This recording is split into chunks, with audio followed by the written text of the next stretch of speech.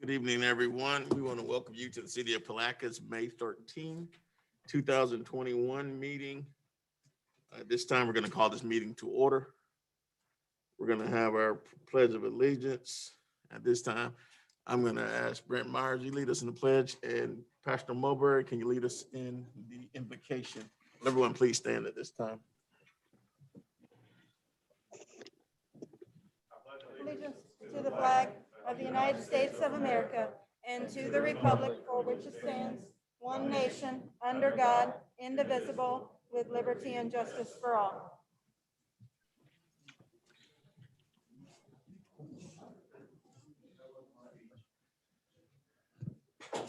Let us pray. Father, again, thank you for the opportunity to come together. God, we thank you for your goodness all day long. We thank you for how good you have been towards us. Father, you've been better to us than we've been to ourselves. And God, on this evening, we say thank you. We pray, God, that you will have your way now. We invite you in. We invoke your presence in this place tonight. No one is greater than you. You're God. You stand alone. And we give you glory for that. We pray, God, that you would bless us now. Touch our minds. Touch our hearts. Lift us up. Give us what we need. You know what to do. You know how to do all things. As we petition your name, God bless our coming together. And whatever you do, we'll praise you for it. And thank you in advance. It is in Jesus' name we pray. Thank God. Amen. We'll begin roll call. Mayor Hill. Here. Commissioner Boram. Present. Commissioner Campbell. Present. Commissioner Jones. Commissioner McCaskill. Here. We have a quorum, Mayor. Thank you.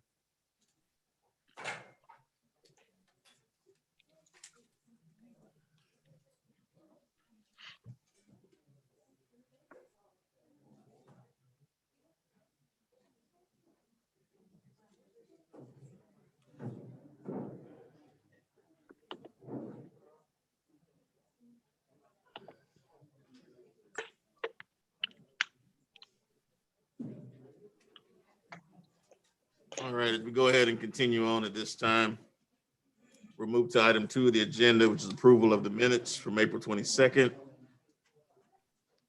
Motion to accept minutes is written. There's a motion by Commissioner McCaskill to accept the minutes. Second by Commissioner Jones. Any further discussion? Question. All in favor, say aye. Opposed, motion carries unanimously.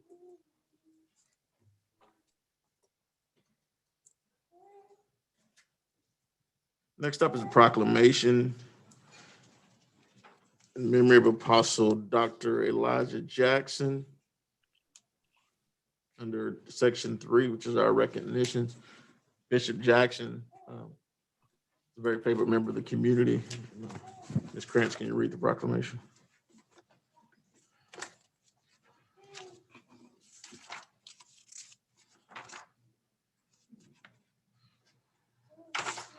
Thank you, Mayor.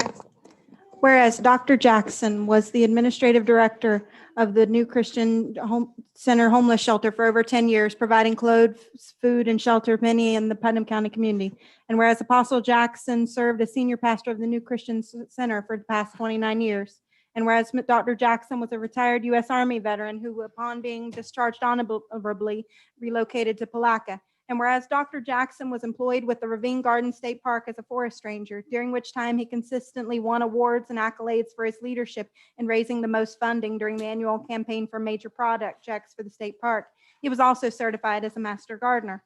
And whereas Dr. Jackson was a former representative of the Putnam County Homeless Coalition, and whereas Dr. Jackson was also a recipient of the Ring of Honor Award during the Putnam County African American Hall of Fame celebration. Now, therefore, I, Terrell Hill, Mayor of the City of Palatka, together with the members of the Palatka City Commission, recognize Dr. Jackson for a life well lived and extend our condolences to the family, friends, and his church family on the passing of this great leader. In witness whereof I have hereunto set my hand and caused to be affixed the official seal of the City of Palatka this 13th day of May in the year of our Lord, 2021. So moved. Second. There's a motion on the floor in a second. All in favor, say aye.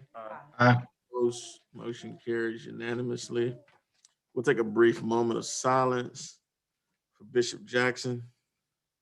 Everyone, please bow their heads.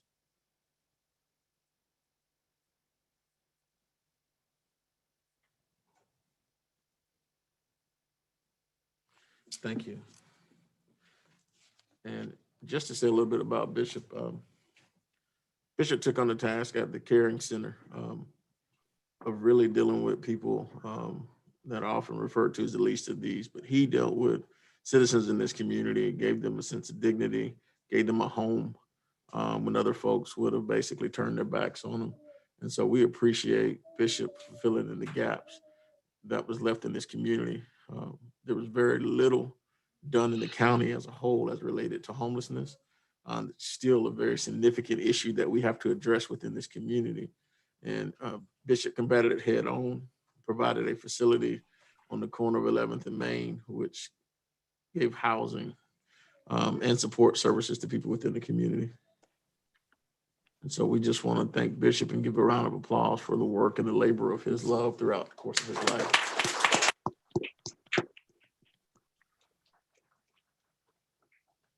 Anything else from the commission? I would like to, he left a true legacy behind, and I would like for the city of Palatka to take on the initiative of looking into our homelessness. I know previously we talked about starting some kind of coalition for that. I would like for us to continue to move forward so that we can address this serious problem that we have within our city. I too share the same sentiments as Commissioner Campbell, and I just want to give his family my condolences. Okay.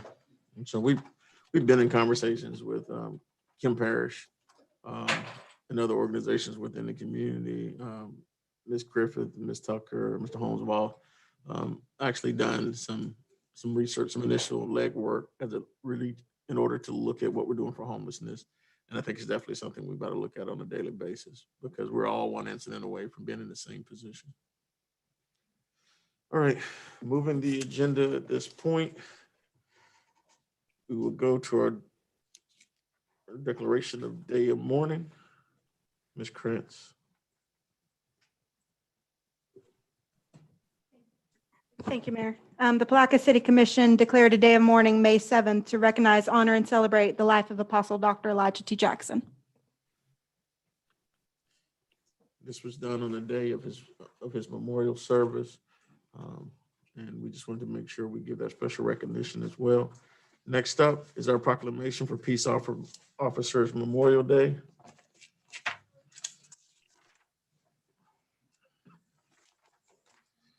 The proclamation reads as follows. Whereas Congress has designated May 15th as the Peace Officers Memorial Day, in the week in which May 15th falls as the National Police Week. And whereas the members of the Palatka City Police Department play an essential role in safeguarding the rights and freedoms of all citizens of Palatka. And whereas it is important that all citizens know and understand the duties, responsibilities, hazards, and sacrifices of their law enforcement agency. And the members of our law enforcement agency recognize their duty to serve the people by safeguarding life and property, by protecting them against violence and disorder, and protecting the innocent against deception and the weak against oppression.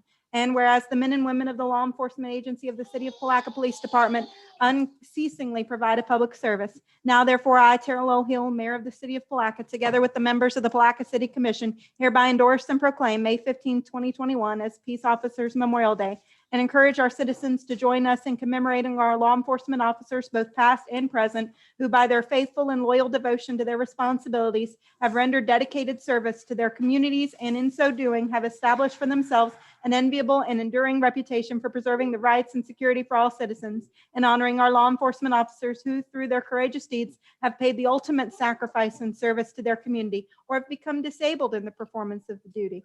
And let us recognize and pay respect to the survivors of all fallen heroes. In witness whereof, I have hereunto set my hand and caused to be affixed the official seal of the City of Palatka this 13th day of May in the year of our Lord, 2021. So move. Second. Motion on the floor in a second. All in favor, say aye. Aye. Opposed, motion carries unanimously.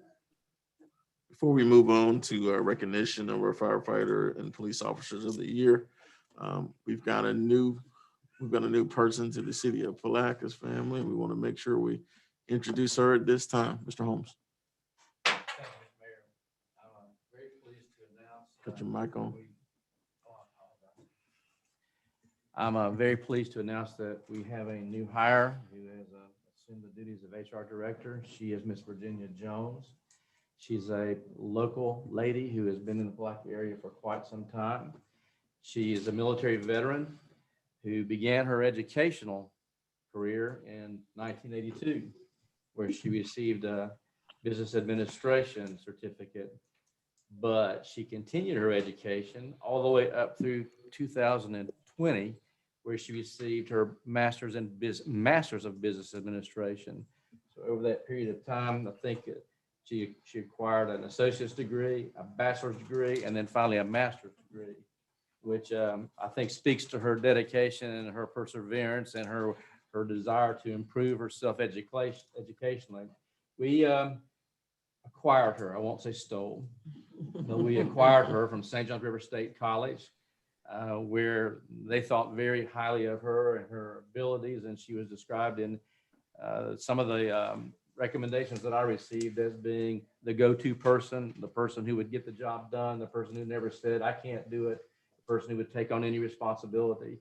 Before that, she had spent 14 years in Harris Manufacturing in Green Cove, and only moved from that job when they moved all of their bookkeeping, all of their facilities, all of their administrative facilities from Green Cove to, was it Ohio? Ma'am? Same thing. And only kept their sales force here. So we were very happy. She jumped right in. I walked up to her office the very first day. There were 4 piles of trash already in the floor by 9 o'clock. I think she was a little surprised by what she found, but she moved, she worked right, didn't even take lunch the first couple of days. I don't know if she has since or not, but so far from what I've seen, she is going to be a great addition to the City of Palatka, and I'd like everyone to welcome her, please. Ms. Virginia Jones.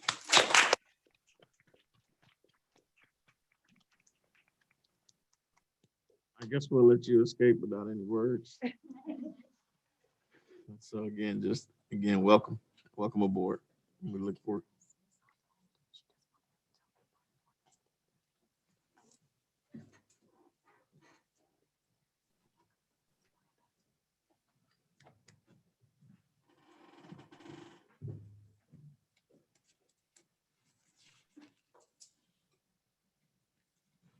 Next up is our Firefighter of the Year Award and the recognitions of the Police Officer of the Year.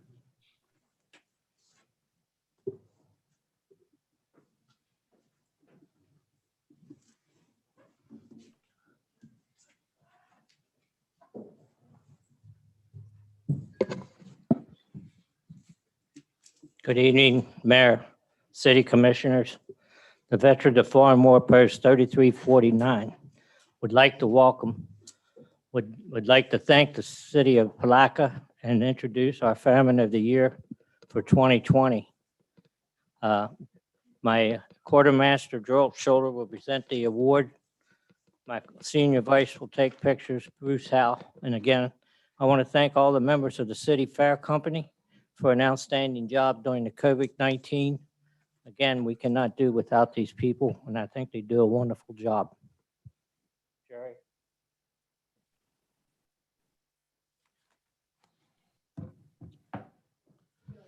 Mr. Mayor, Yes, sir. Councilman. It's always a pleasure for me to present these awards to our public servants. Our first award of tonight will be to the Firefighter of the Year. And these are given to us by their departments.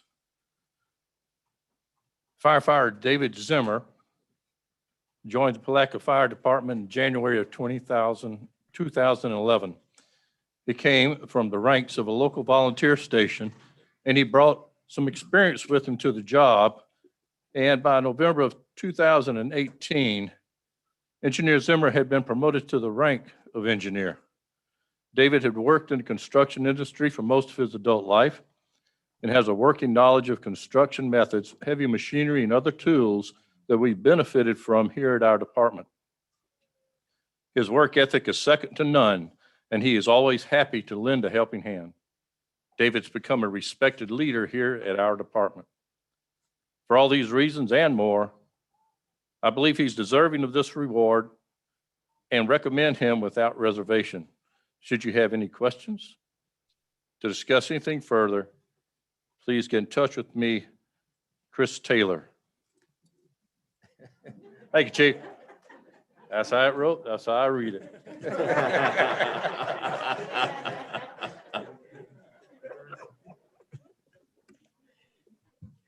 It's my great respect.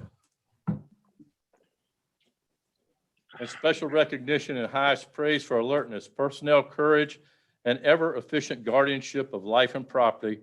We'd like to present the certificate of appreciation and plaque to Engineer David Zimmer. Thank you very much, Engineer.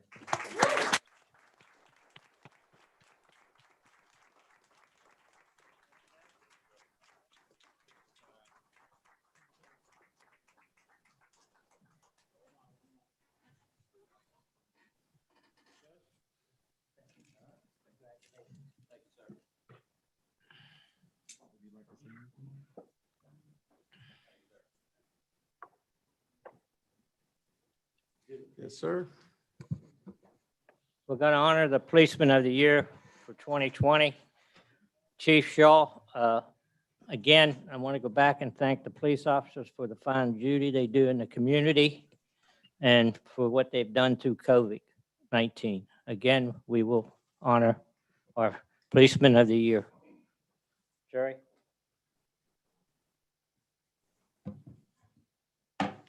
Lieutenant Scott Bass, come on up, please.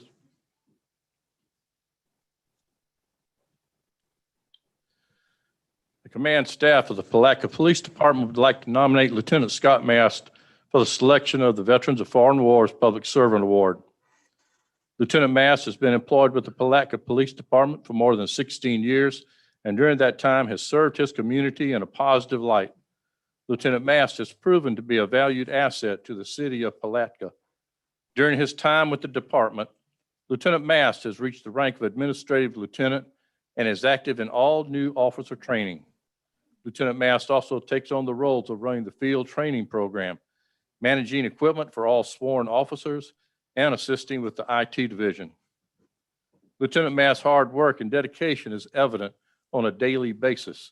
Lieutenant Mast's ability to multitask is remarkable and proves that it is possible to be efficient while juggling several agendas at the same time.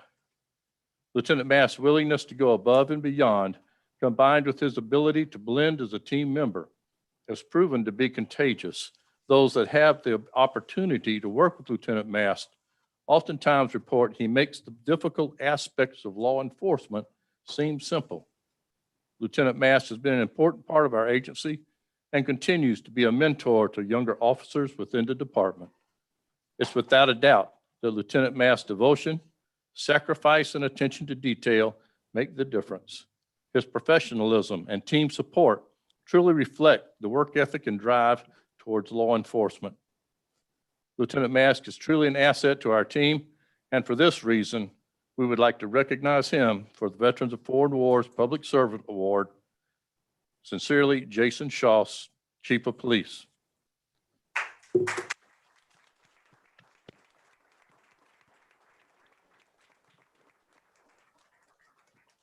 Get to read one more thing. In grateful recognition of unyielding adherence to the highest ideals of law enforcement and maintaining, preserving, and protecting the lawful rights of all citizens. We present this certificate of appreciation to Lieutenant Scott Mast and this plaque for the Palatka Police Officer of the Year. Thank you, Lieutenant Mast. Appreciate it.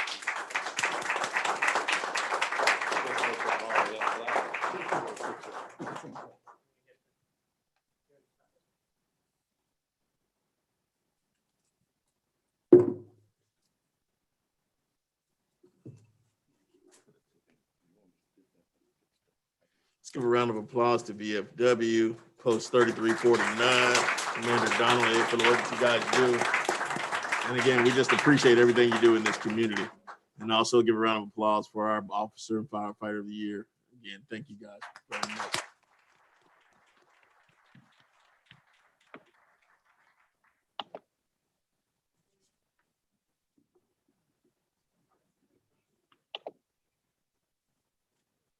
Next up, item number 4, recognition, swearing in our new firefighters and firefighter promotions. Chief Taylor.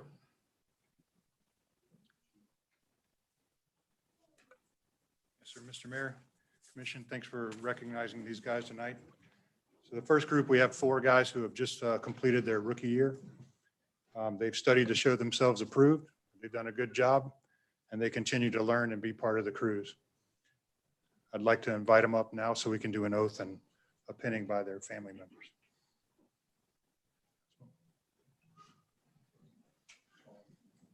So missing Jared. Okay. Looks like we're missing one, so we'll start out with firefighter Alec Dowell, firefighter Mike Vogel, and firefighter Jeremy Granger. Do you have your family members in? Yes, sir. Okay. You can have them come up now.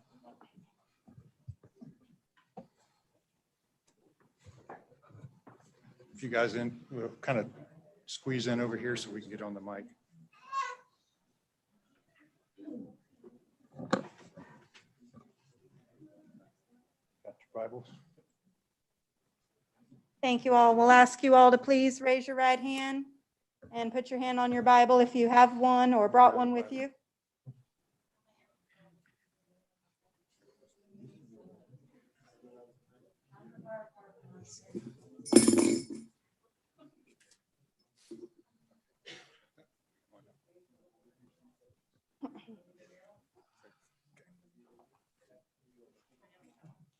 And if you would, repeat after me and raise your right hand.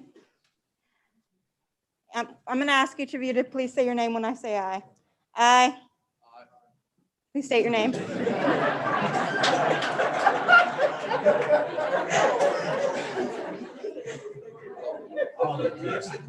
One after another.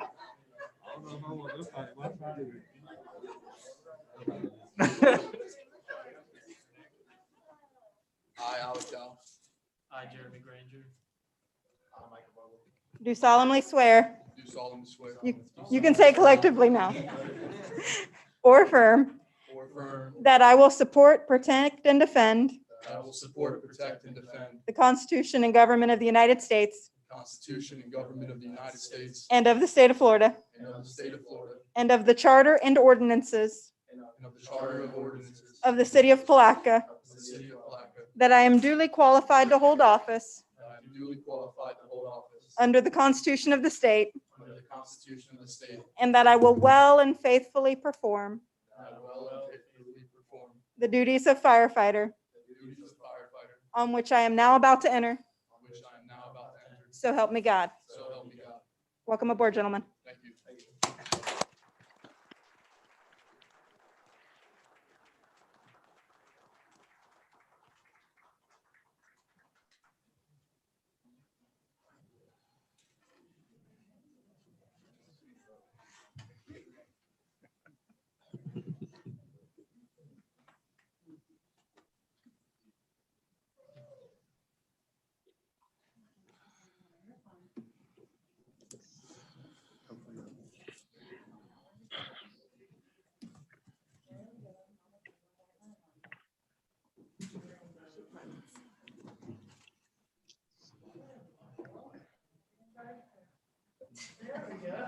Unnecessary. Thank you, guys. If we can have the next group come up, promotions.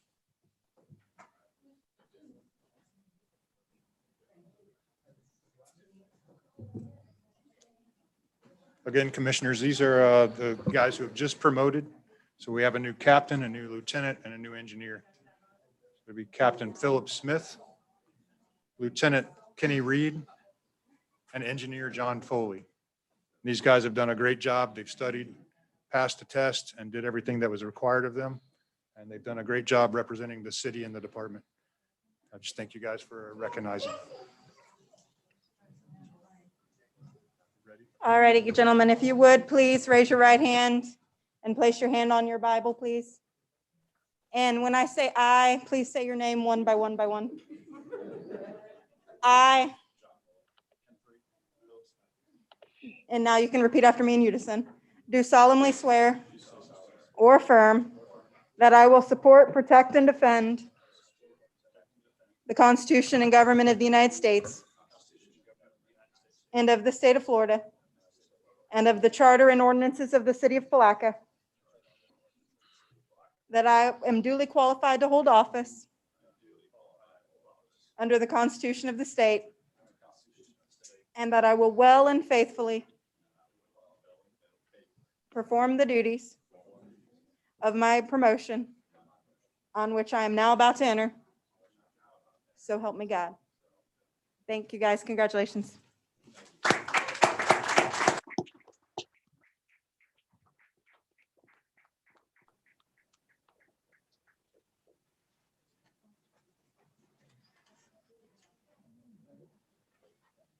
Thank you again for recognizing these guys.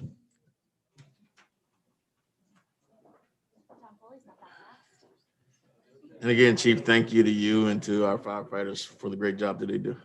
Thank you, sir. All right, Captain Smith, you can smile now.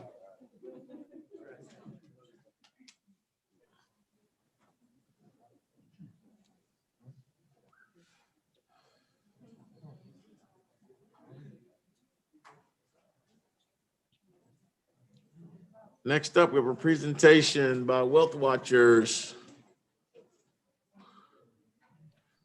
We're gonna take a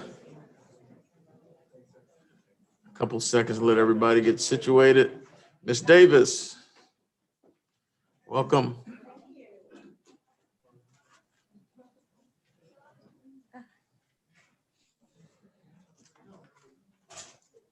Let's bring this down for short people. Here we go. Good afternoon, Mayor Hill, Commissioners. Good afternoon. Thank you for having me. I'm Carrie Davis, President and CEO of Wealth Watchers Incorporated, and we're located at 5310 Lenox Avenue in Jacksonville, Florida. And because we have some new commissioner members since the last time I've stood up here, Wealth Watchers is a housing counseling community development organization located in Jacksonville, but we serve rural and urban areas in Northeast Florida, Southeast, Southwest, and Central Georgia. And we are no stranger to the city of Palatka. We've enjoyed a great relationship over the last 5 years, mostly focusing on housing, everything from mortgage assistance to assisting residents with applying for home repair services through USDA. And also during the recovery of the hurricane, we came down and did simultaneous events all throughout the county with Rebuild Florida and American Red Cross to ensure that the residents of Palatka were not ignored or forgotten as it relates to those resources. So now I'm excited to talk about two new opportunities and ways that we intend to partner with the city of Palatka. Worked very closely with Mayor Hill to identify some strategies that he was working on as it relates to housing. And as a result of that, we identified the North Side community, which is North 6th Street through North 14th Street. Did I get that right, Mayor Hill, this time? Great. 20th. Okay, 20th. However, so what we're going to be doing, we were able to secure some funds through USDA Rural Development, their housing preservation program. So we will be offering owner-occupied homeowner services to the residents and homeowners in that particular area, we will utilize those funds and leverage those funds with Northeast Florida Community Action Agency. And we're hoping that the county SHIP program will also participate so that we can leverage the most out of all of those resources. Each home will be able to, we'll be able to use from 5,000 to 11,000. And owner occupied rehab will focus on everything from roofs, plumbing. Each of the homes will be inspected prior to the work as well as after their work to ensure quality and workmanship. As a part of that program, we're also bringing another program to the city of Palatka, which you see the flyer there, and it's our coffee program. It's a construction training program. One of the things that we want to do with the owner occupied program is ensure that there is a local economic impact. And so all of our supplies, we're hoping to hire local subcontractors.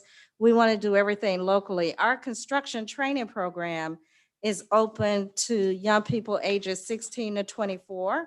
And it's a 12-week program. 5 of those weeks is a paid internship where they will get on-the-job training. And what we're looking to do is to utilize them and teach them the construction trades, because as many of you know, there's a shortage, not just in material, but also in human resources. So this is a great opportunity for young people who are interested in construction in Jacksonville, where our program is based. We work very closely with the unions.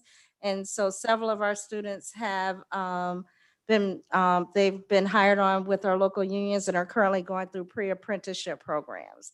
So just wanted to make you guys aware of the program and what we're doing. We are going to have registration starting this Saturday from 10 to 1 at Hope Plaza. And thanks again to Mayor Hill for his hospitality. I've provided Sunny the flyers and the information in terms of if anyone cannot come to the event on Saturday and they would like more information, they can call our office. And that number is 904-265-4736.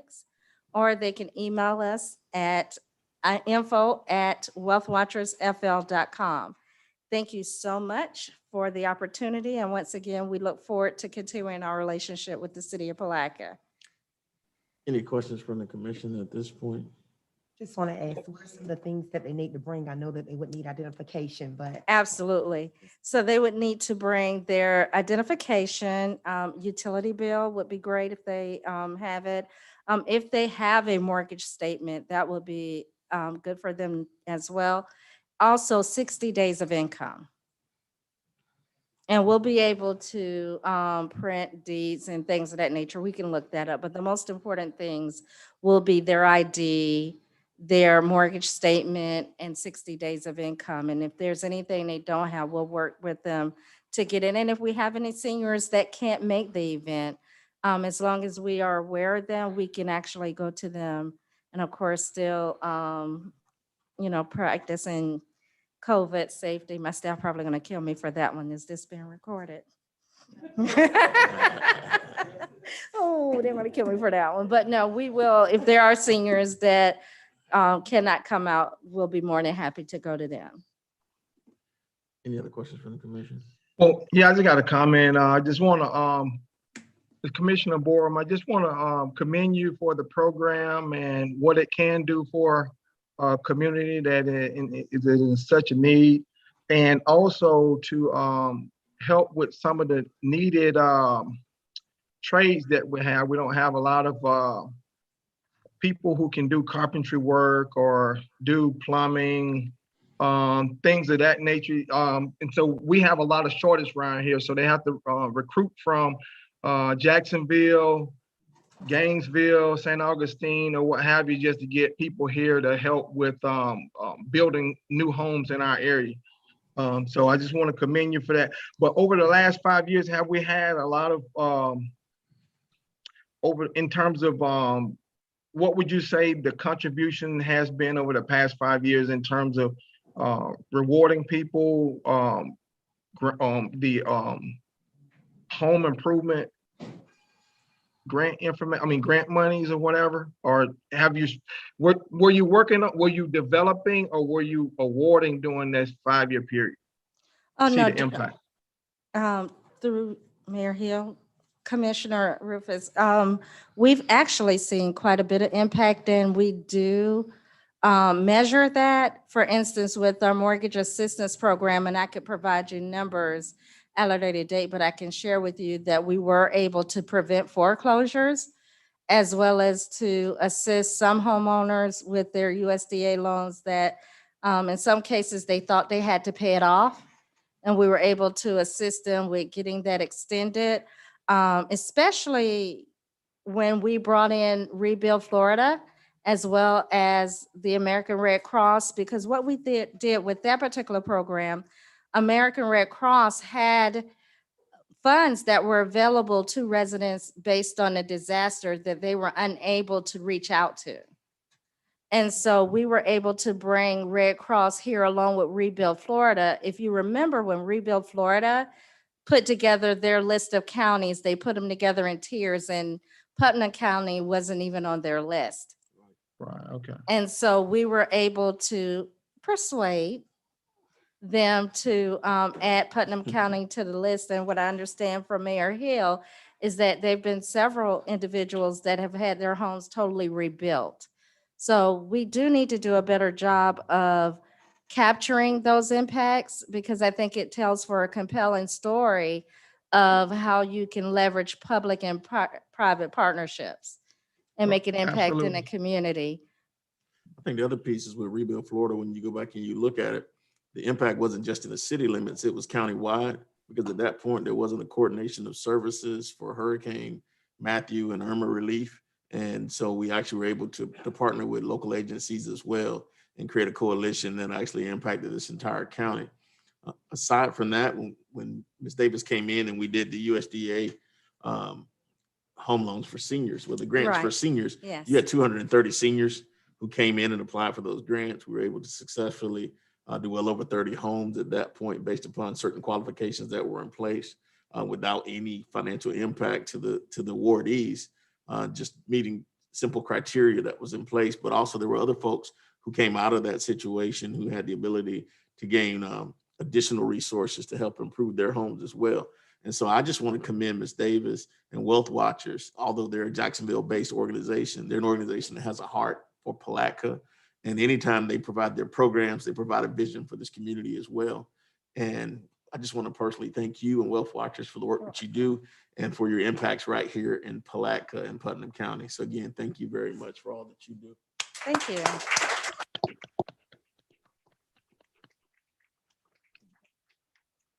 Any other questions from the commission? Again. Moving forward, presentation, youth recognition, Pastor Mulberry, Chaplain Mulberry.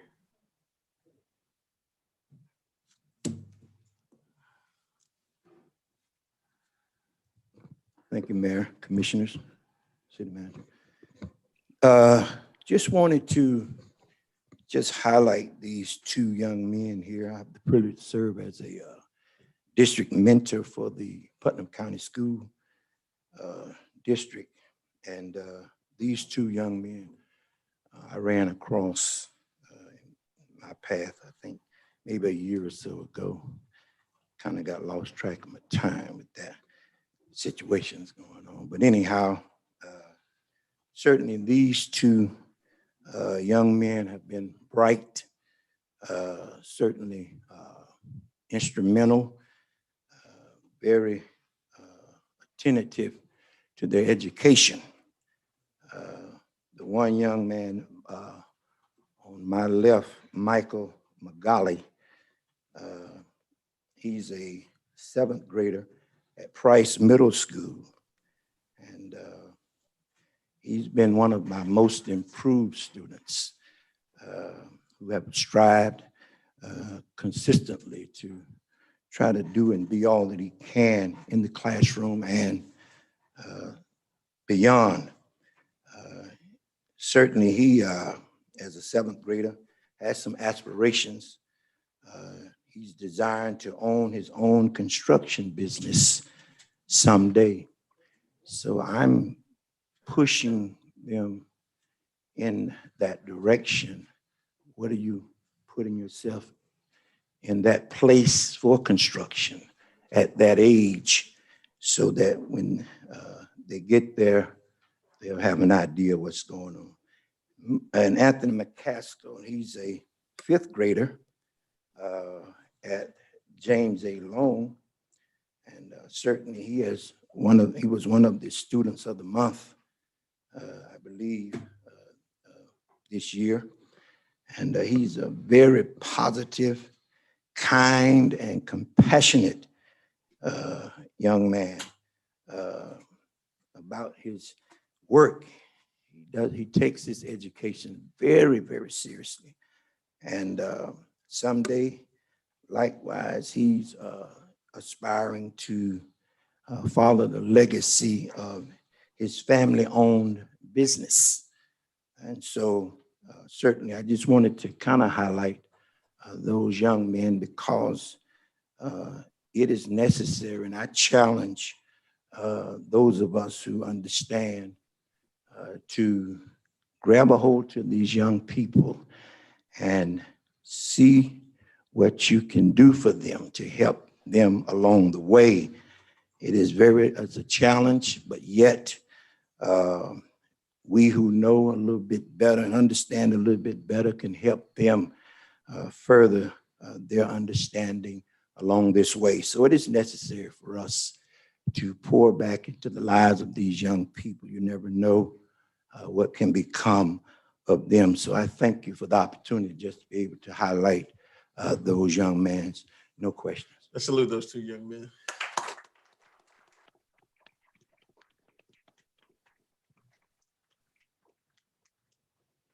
Pastor Marbury, we want to thank you as well for just taking the time out to pour into our most precious resources in this community, which is the young people. And so it takes a village to raise a child. It also takes positive adults providing a foundation necessary for them to succeed and to let them know that they can achieve whatever they dream. And so we definitely appreciate you and the efforts there. And thank you for, again, providing us with those recognitions. Next up, Police Athletic League and Youth Directors Programs. Chief Shaw.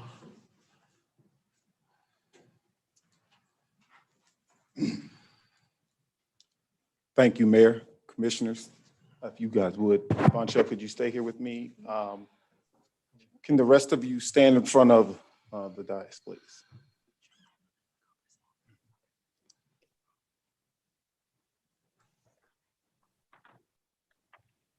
All right, it's my pleasure, my honor, to be able to present to you today just one of our best programs, our biggest programs, our only year-round program we have for our PAL. Our Police Athletic League does a lot, but we whisper through by gathering as much kids as we can and being able to do positive things in the community. But every so often, we have to stand up and scream out when the kids stand up and take ownership and acknowledge and become leaders and want to aspire to be leaders in the community. That's something we have to make sure that we let the community know and express that there's great things going on in the city of Palatka. First, I want to start out with giving acknowledgement to Captain Williams and Travis Crumpton for working with the coaches and players of our 12 and under and 14 and under basketball teams who went to the state championship.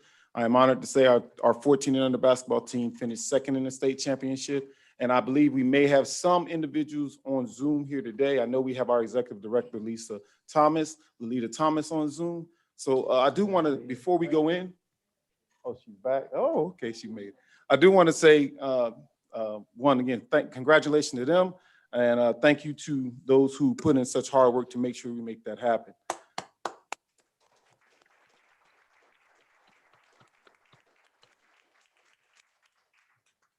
Now I want to give a moment. I want to have Ms. Von Schell Alford introduce our youth here today. and just say a little bit about them. And then I want the youth to say something, and then I want to present a video for you to show you exactly what they're doing in our community. Thank you. Thank you for having us. Oftentimes we do hear a lot about, I didn't know there was a PALS program, or what do you all do? I'm vice president of the PALS program and have been working for many, many years to provide programs and mentoring for our youth. Today we have Trenton Williams and Melissa Thomas, which have been pretty much lifelong PAL children simply because they have been around because their parents have to be around. We do have many that are on Zoom. I've seen several of them on there. So we have several kids that are attending. These two youth have taken the responsibility of putting together a brief synopsis of what is PAL. They'll be telling about PAL and some of the PAL programs so that we are aware of what we have here in Palatka to offer through our PALS program. Without further information, Melissa, you can take the mic.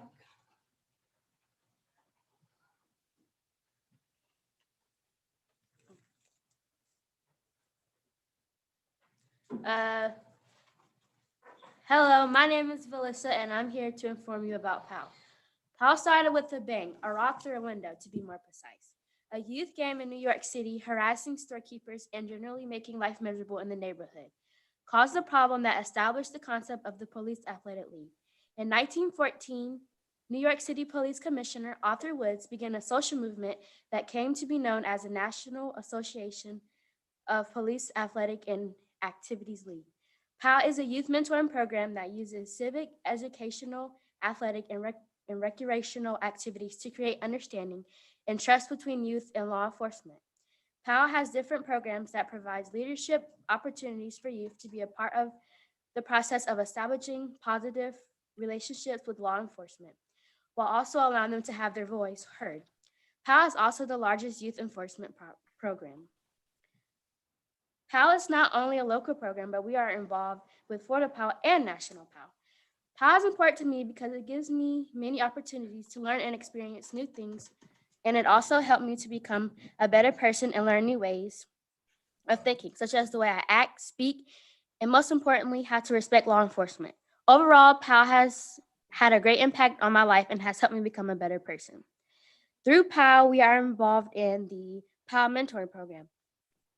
It is a program that helps to develop positive relationships between at-risk and high-risk youth, ages 8 through 17, with law enforcement professionals, while helping youth develop protective factors to buffer the impact of violent and high crime neighborhoods, poverty, and negative peer influences.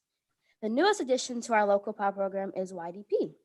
The State of Florida Association of the Police Athletic Lead and Activities established the Youth Directors Program, YDP, in 1998 after members expressed a need to provide leadership training and a need to involve youth in PAL program discussions.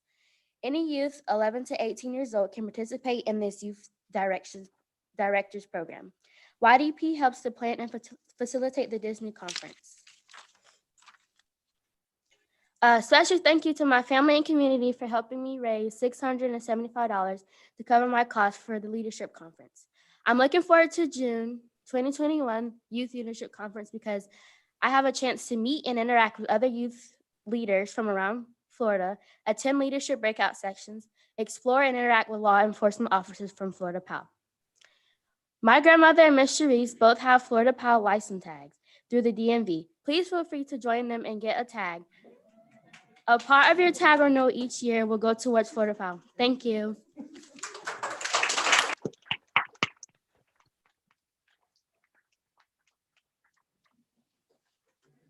Hi, my name is Trenton Williams, and I'm also a PAL kid. So PAL has multiple sports programs such as basketball, flag football, and track. And it also has a summer camp that is over the summer.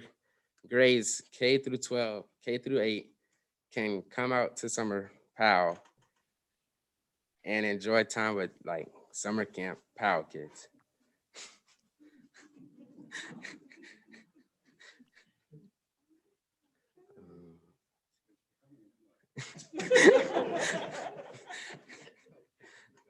Yeah.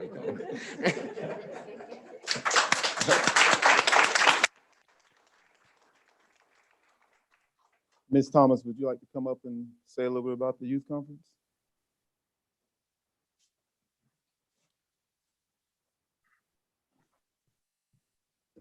Hello, everyone. Hello, Commissioner. To everyone on Zoom. Yes, the State of Florida PAL, as was mentioned earlier, hosts a annual conference at Disney. This gives the youth the opportunity to actually facilitate. This is part of their leadership training. They run the conference.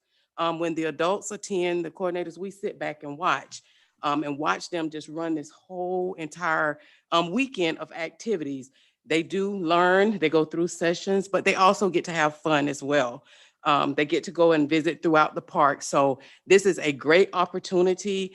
This year was a little challenging for us only because during the pandemic, we weren't able to raise the funds that we normally would raise. So the youth had to reach out and ask for sponsorships to help fund this activity for them. So this year, we are only taking 12 youth to this conference, but at any given year, we would love to take a busload of kids down to this conference. So to anyone who would like to help these PAL kids, please feel free to reach out to us. We would greatly appreciate all of your support. Thank you.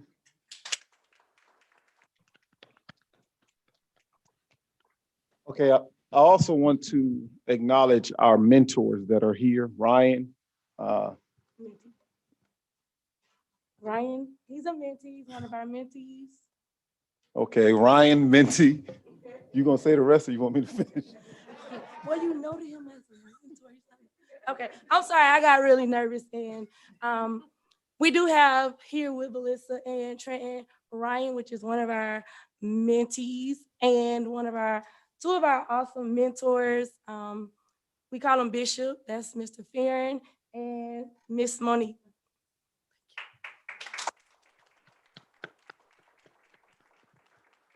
All right.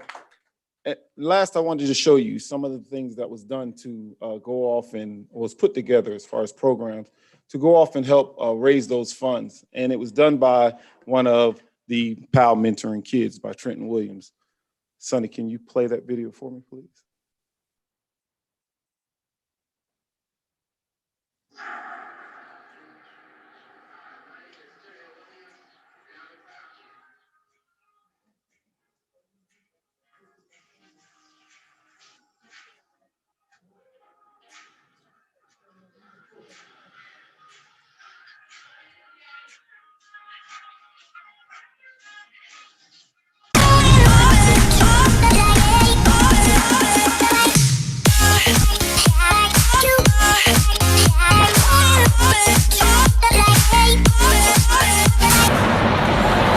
PAL stands for Police Athletic League and is sponsored by your local police department. PAL is made up of several different programs geared to help children,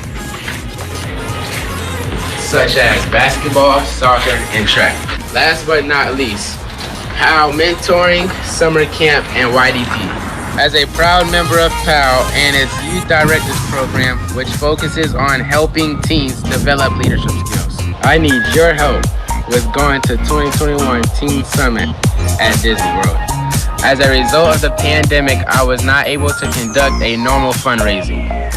I need $675 to cover my room, meals, conference registration, and park visits. I have been given a deadline of April 15th to reach half of the money. And I have been given a deadline of April 30th to reach the whole goal.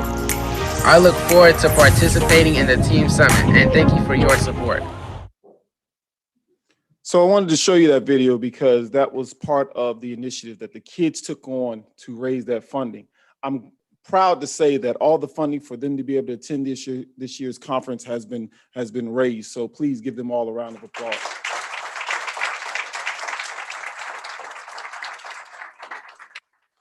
Again, I state there's certain programs that we don't always get a chance, and sometimes that's at the fault of us that we don't toot our horns loud enough.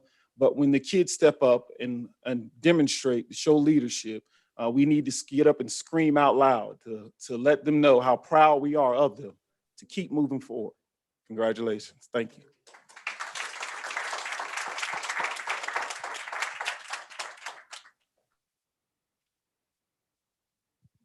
Again, it's always an honor to have Pal here. I think Pal has a special place in the hearts of folks on the dais and also Commissioner Borum, who watch referee many Pal games, and many of us, Commissioner Jones, who coached a state championship team, Commissioner Campbell, who sat on the board of directors for Pal. I think I saw Reno Fales here earlier. Have Reno Fales step in here for me. So when we talk about the history of this organization as he comes up, we'll be remiss if we don't recognize Mr. Fales and his contribution to the resurgence of PAL over the years. Reno, is he around? That's fine. I'll still make the comment. Reno Fales, when working with the Palatka Police Department, secured a weed and seed grant, a 5-year grant for $1 million, which created, which brought the PAL program back up. That's fine. Chief Shaw at that time became the first PAL officer, full-time PAL officer of that program, and later became the executive director, and also holds regional offices and state offices with PAL throughout. And the program has emerged into just an awesome program and a staple for youth within this community. And without the vision of Reno Fales, who was our first executive director, that program would not have had the life at this point that it has. And I'm just so proud to see the board take the bull by the horn and continue to take the program to new levels. And again, congratulations to you, Chief, and also Madam Executive Director, and to everyone who works with our youth for what they do. Bishop, I think you have 12 jobs. I saw you at the Jacksonville Jaguars draft party doing security. You're everywhere.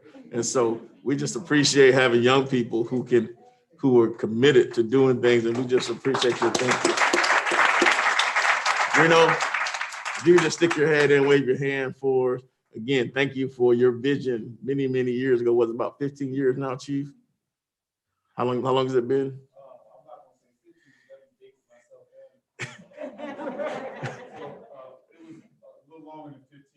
Wow. So again, 2005. Thank you. 16. Thank you for your vision. And again, just thank you to PAL for the work that you do with our young people. And congrats to our young folks for all that you do.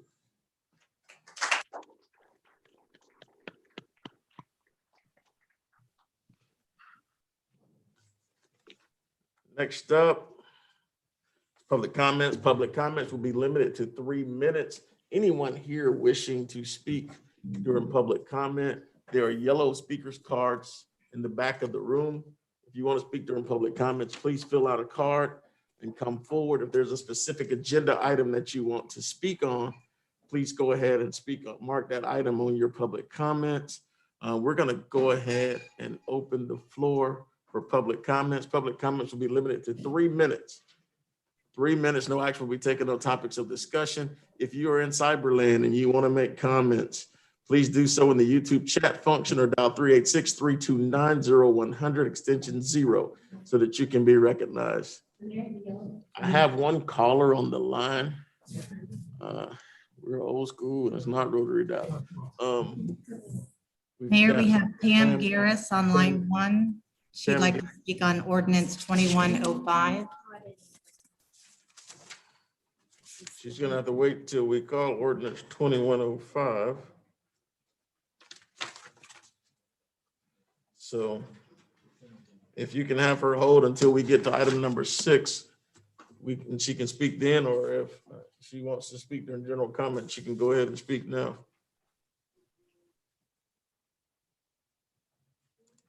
So just go ahead and let her speak now. Are you logged on? Looks like we're not. Ms. Garris. Yes, can you hear me? Yes, ma'am. You can go ahead. You got 3 minutes. State your Good name and evening, address. thank you for allowing me to speak. I'm Pam you state your- Garris. I live in Flagler Beach, Florida. My family owns commercial property since 1978 at 110 Highway 19 South in the city limits of Palatka. My comments will refer to ordinance 21-05, amending section 94-261 of the municipal code of the city as it pertains to the location of parking facilities. The reasoning for no parking pads in historic areas except for extreme exceptions is, one, it is against current city codes, which states there is to be no parking on the right-of-way, which is the grassy area between the sidewalk and the curb, which is the accepted tradition in historic districts and other deed-restricted neighborhoods.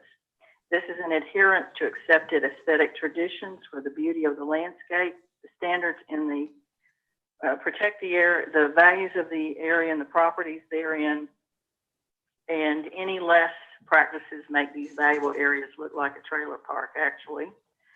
Covering the right-of-ways with parking pads obstructs the repair of sewer lines, utilities, or cables laid in the right-of-way. In the future, taxpayers in the city should not have to pay for a luxury parking spot for individuals who seek one when their property meets no special exception.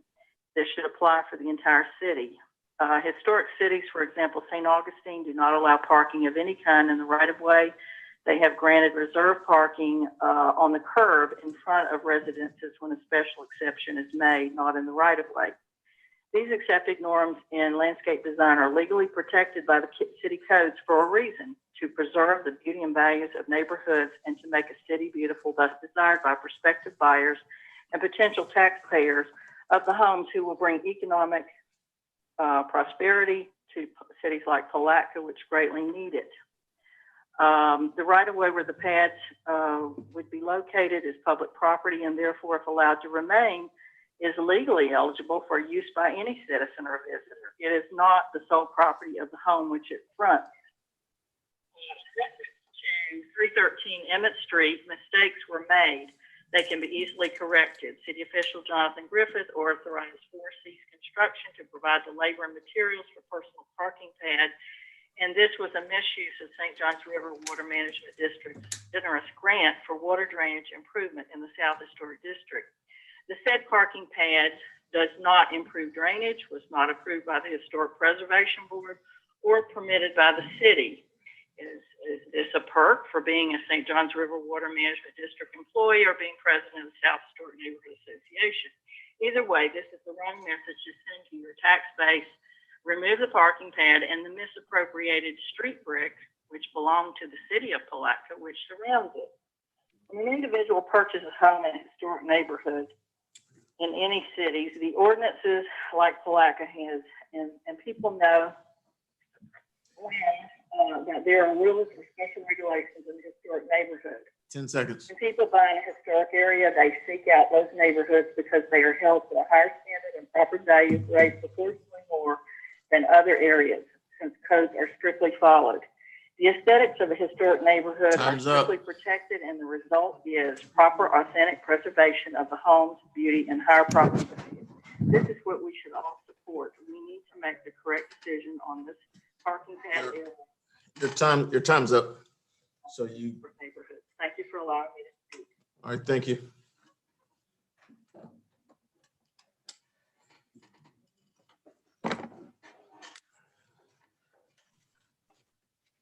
Next up, Ms. Laura Evans.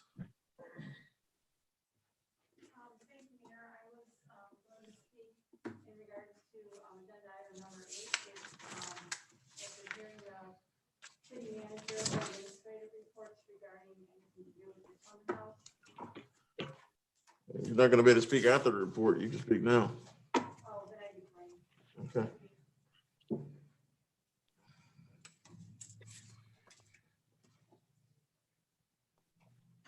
Vicky Duke.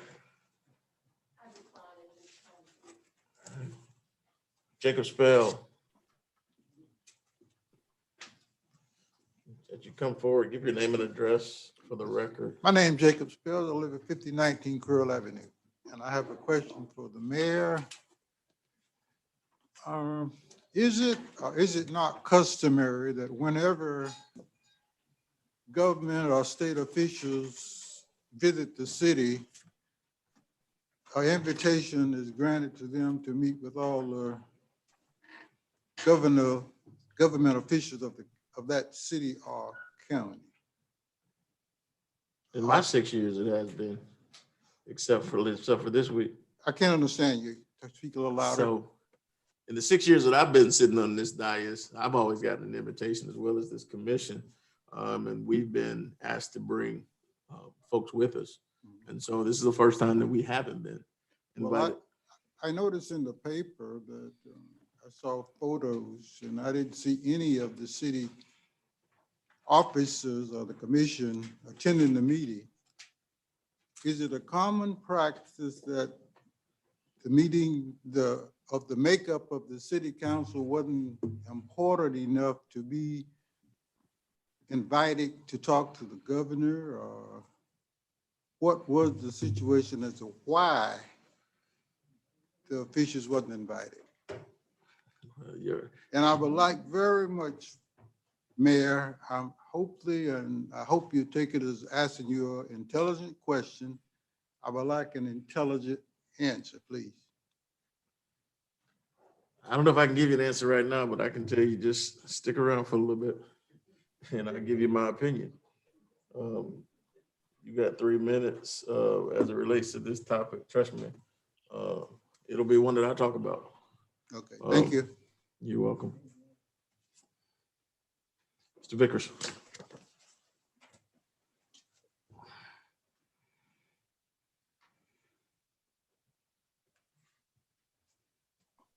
Good evening, Askew Vickers, 207 North 18th Street, Palatka.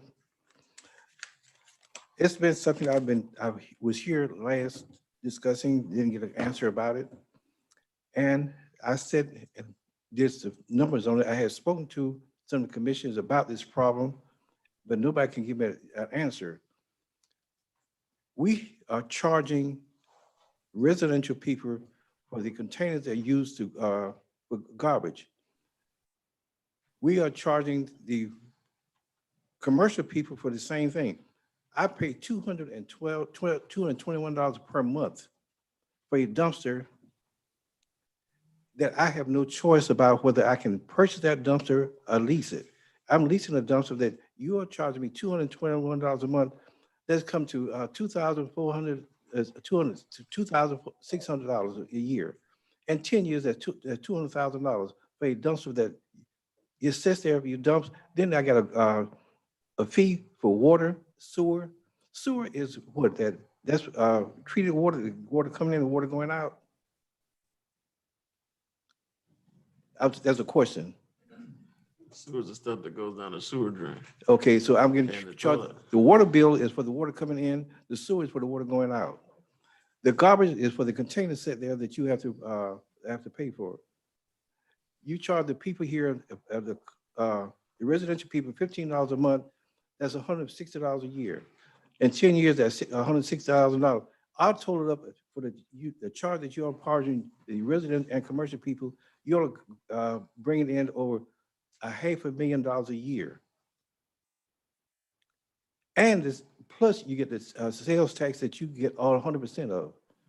I can't see why is it that way. We have no choice to where we can purchase these items or lease it from you. I don't think it's right for us to have no choice about what we have and have a right to. We don't have a choice. This is like dictatorship to me. You said, I provide you with this container, but you can't use it unless you get it for me. I can sell it to you, but you won't sell it to me. I lease it to you, but you don't empty it, dump it, or keep it clean. So what's your suggestion? That somebody has to correct this. I've been talking about this for some time. Should be an oversight committee to sit and talk about. Nobody talks about these things. It's a thing that nobody talks about. People get their water bill. They don't pay attention to what's on the bill. They pay the bill and keep going. Nobody, I brought this attention to somebody. They have no idea about it. They say, oh, I paid $60 for the container to come out. Yeah, but you're paying a fee every month for it to sit there to be dumped. We can't provide our own containers. This is not fair for us see, taxes is for what reason? We have a tax. Tax is an investment on our future to pay for certain things. We pay for government, like Army, Armed Forces, police, health departments, fire departments, all these things here. That's an investment we put into. Got 30 That's what we seconds. do. Our investments should be, when we need it, we should be able to get it. When we have a system here that's broken, nobody says anything about it. 15 seconds. Okay, I don't have no comments or no reply about nothing. Well, it's kind of like when you invest when you flush your toilet, you hope that something goes down, right? No. So you invest in those pipes where it goes to. No, You no, invest no. in, you make sure that all those other things are in place. Sir, that's being sarcastic about this. We ain't talking about no toilet being flushed. We talking about something else here. The toilet being flushed is not what I came here about. Mr. Vickers, I talk to you all day long. You know, I like talking to you, but. Yeah, but see, Not for these three. talking to me and not getting the results is not worth nothing. It's, if we talk about this topic, then we can get a solution to the topic, but we can't talk about the topic all night while we're in public, comment, but I will talk to you and I'll address your comment. Anybody else has any comment about it? Go ahead. So what I hear you asking, Mr. Vickers, is maybe formulating a utilities committee made of public residents of the city of Palatka, business owners as well as residents. Is that something you're suggesting? Yeah. Okay, and in reference to the containers, you're asking to be able to purchase one versus leasing. It's not about me, it's about this. As a business owner. is what I'm As asking. people, the whole city. I'm not talking about just me, the whole city. We have the business and residential part. I think these are things should be come up and address. We don't have a say so about it. You all just do what you want to do and nobody says anything. So again, to be able to address your concern, you want to have the ability to purchase. Have an option. An option, the ability, that's an yeah, option. Yeah. Yes, so that's what you're asking? Yes. So that we could have, okay, thank you. Okay. And I'm still coming to see you. So, time's up. Next up, Ms. Davis. You come forward. Just keep your name and address as you come forward. My name is Aloha Shante Davis, and my address is 208 Holly Lane, Palatka. I was born and raised here. I returned here. I'm happy to be here. I love this city. I just wanted to talk about two things at this particular meeting, and the first one being what Mr. Spell announced. I represent a huge family that is Davis's, Denegals, Bakers, and we read the paper. We don't have a clear understanding of what's going on, but we're very, very concerned about the diversity or the lack thereof in this city.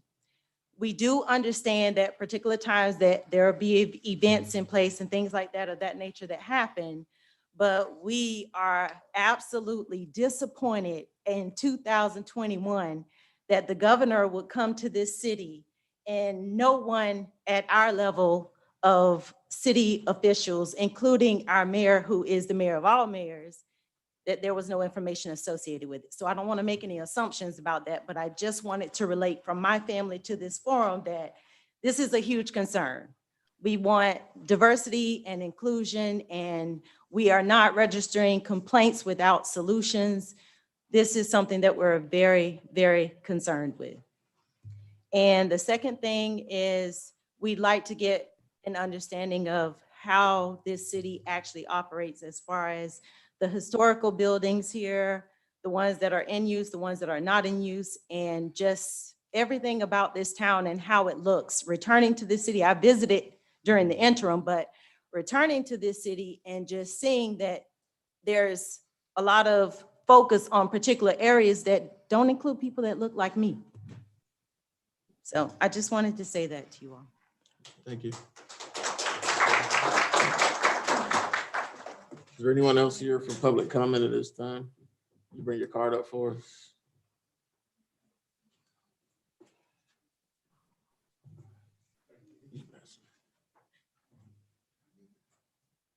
Just give your name and address. Thank you. Is there anyone else who wants to speak? You have to fill out a speaker's card for us. Good evening. I want to piggyback on some of the subjects that just give your name brought and us address to us this so afternoon. we have it. I'm James Oxenine. I'm from Forest Glen, 700. I think it was disrespectful for the governor to come to Palatka and not meet with the mayor and the rest of the board members that was not invited. I think it was planned, and I think it's an insult. I'm asking that you guys get in contact with the governor, and I'd like to see a public statement to handle this situation, because on the internet, there's been issues, there's been problems, and it started confusion. And this right here was just something that was upsetting to me. I want to applaud you guys for staying professional, but we're going to be your voice on this one. We want answers. I think you guys doing a great job, and I ask that you guys continue to do great, and that's it. Thank you. Thank you.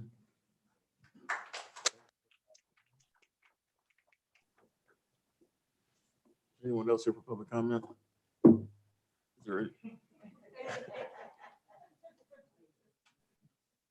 You got something else, Mr. Vickers? We'll give you his 20 seconds. Go ahead, Mr. Vickers. We'll defer to you. I was listening to what the young gentleman said about getting some answers from the governor. It's not on the governor, it's on the people here who had this meeting. They set forth the meeting and they decided who's going to be there, who's not going to be there. It's not the governor, it's the people here.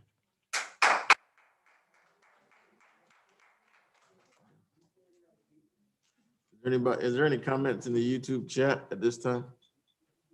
Do we have any comments in the YouTube chat? Not at this time, Mayor. Are there any other comments from the floor at this time?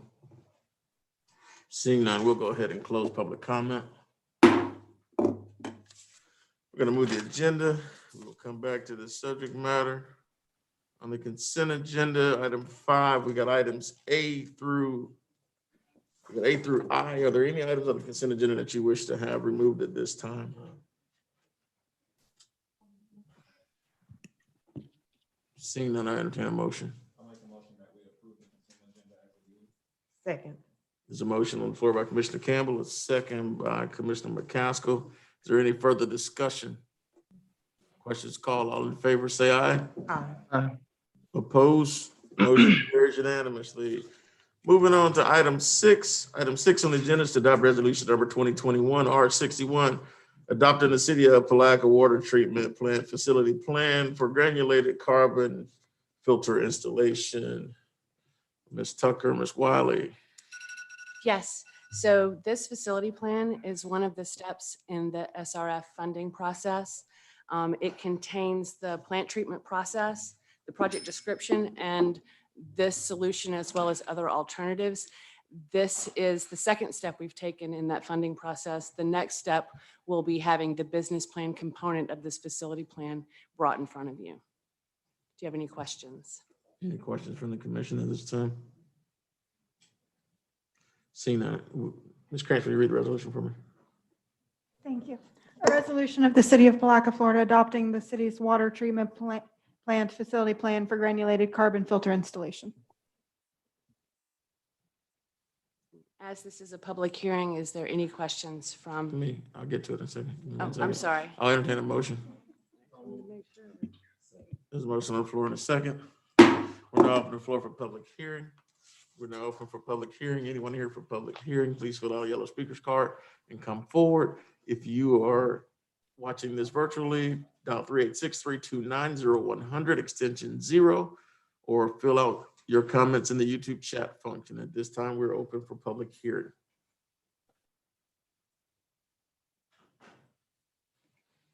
Is there anything in the YouTube chat? Not at this time, Mayor. Seeing no further comments, we'll close public hearing. At this time, are there any further discussion from the commission?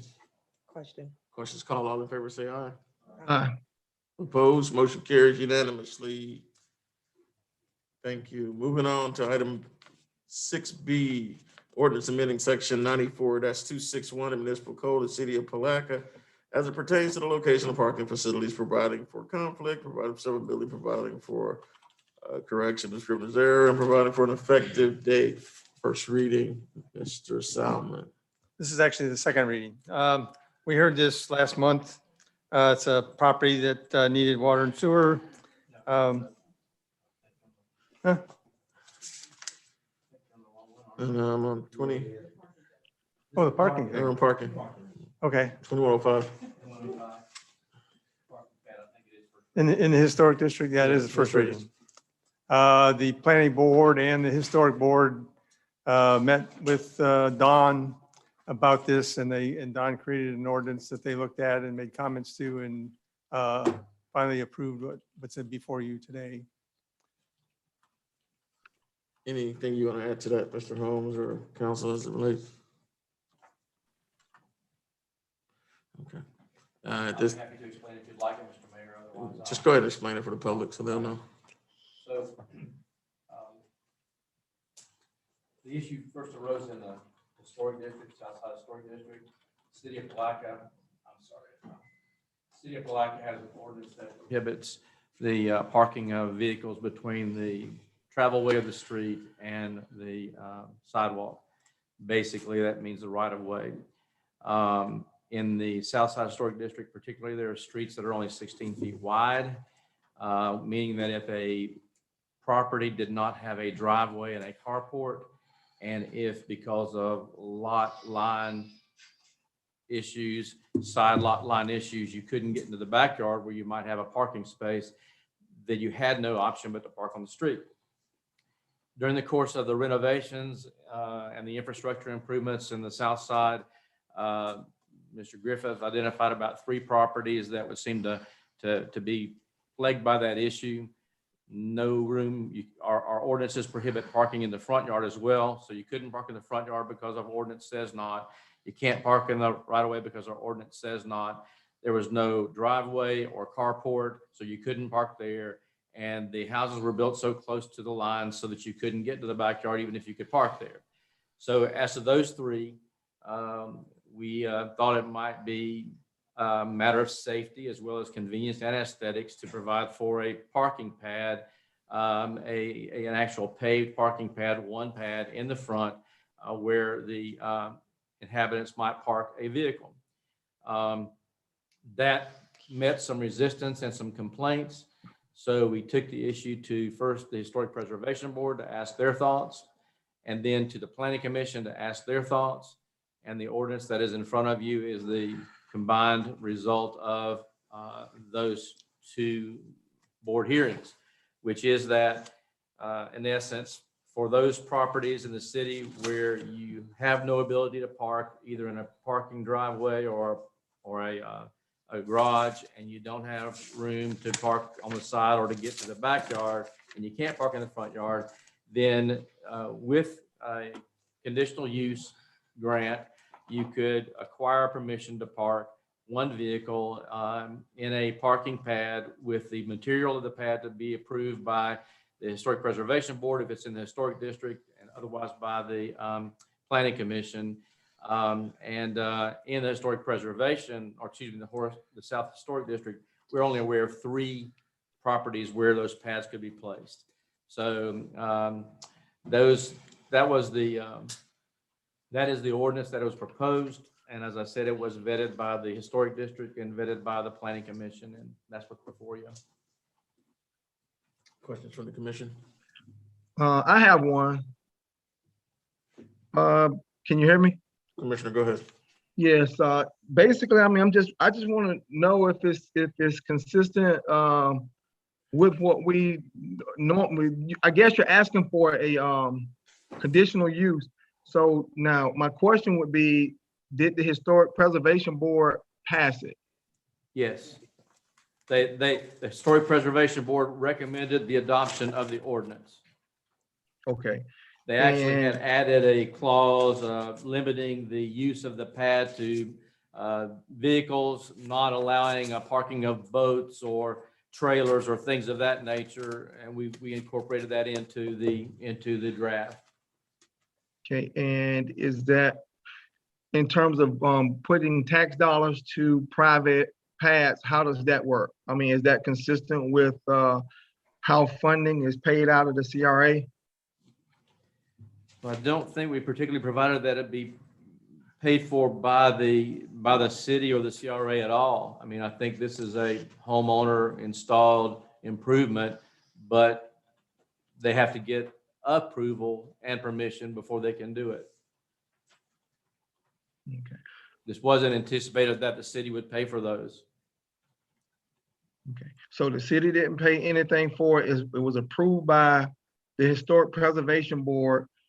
I'm just afraid that going forward, that a lot of the South Historic District has got a pretty nice sized district, and they're one of the larger districts. So if we have other areas that's like that, you know, we don't want to get in a pickle where we're gonna create inconsistencies throughout the community. That's just my concern. Well, if you read the ordinance, you'll see that there are conditions that you have to meet in order for you to be able to install a pad. It's our belief that there are only 3 properties in the South Side Historic District that would qualify. 1, the parcel has to possess a residential zoning classification. 2, there has to already be a completed residence on site as of the date of the passage of this ordinance. So you can't build a house intentionally boxing yourself in and then try to put a parking pad in the right of way.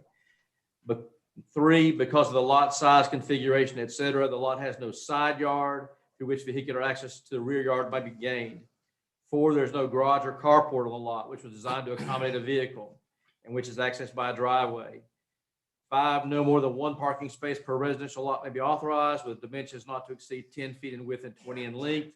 Surface shall be concrete, brick, or other masonry material as decided by the Board of Zoning Appeals with consideration being given to the character and architecture of the neighborhood. 6, the parking space provided for shall be used only for the parking of operational motor vehicles, i.e. cars, trucks, or motorcycles, shall not be used for the parking of storage or storage of other equipment, including but not limited to boats, trailers, etc. And then if the residential lot is located within the designated historic district, a designated historic district, the request for the parking space shall be presented to the City of Palatka Historic Preservation Board before being considered by the Board of Zoning Appeals. The Historic Preservation Board may by majority vote make a recommendation to the Board of Zoning Appeals. And then the criteria to be used are those that are set forth in our ordinance as it pertains to conditional use. So you have to meet some criteria before you could apply for and receive permission to install a pad. Understand. It's just, you know, we don't have no parking pad police. So, okay. I appreciate it. The other question is, there's a unique parking restriction in the South Historic District compared to other places within the community, correct? And can you just maybe explain what that is, and it may provide some clarity? Well, other than, I'm not sure I understand what you're specifically referencing. So the South Historic District restricts where you can park your vehicle within your drive. I didn't even know that. The only thing that came up in the South Historic District was that they didn't, they preferred that the parking be just on the street. It's also not, it's also regulated that the parking not be in the front of the No home. front yard, yeah, Right. can't So be in the that- front That's yard. that's what I was trying to get to. Yeah, you're right. And that correct. you're restricted from parking in your front yard. You are. And that's the piece that creates the situation where you are. There's a restriction, as you said, Mayor, for front yard parking, parking in the right of way and on side yards. And if, you know, and the 3 projects, properties that we have identified in the South Historic District are the 2 on Kirkland and 1 on Emmett Street. Those are the only 3 properties we think will fit in this criteria as outlined. I just wanted to make sure that we at least identified the nuance for that particular area. And I thought that might be helpful to the commission. Any other questions as it relates to this particular issue? Seeing none at this time, we're going to open the floor for public hearing. Is there anyone here for public hearing on this issue? The number is 386-329-0100. And the extension 0, or in the YouTube chat, please put your information there. If you're here publicly, fill out the yellow speakers card so that you can be recognized. Is there anyone here for public hearing at this time? Do we have anything in the YouTube chat? Nothing at this time, Mayor. Just make sure that we note the previous commenter stuff that was taken out of order, the comments that we had previously from Ms. Garris. Seeing nothing else at this time, we'll close public hearing. I'll entertain a motion from the commission as it relates to this particular item. So motion on the floor by Commissioner Second. Campbell. There's a second by Commissioner McCaskill. Is there any further discussion? Seeing no further discussion on this matter, all in favor say aye. Aye. Opposed? Motion carries unanimously. We'll see everyone back here in a couple of weeks for second reading. Thank you, Mr. Salmon. Also, thank you to city manager and council for your work on this matter.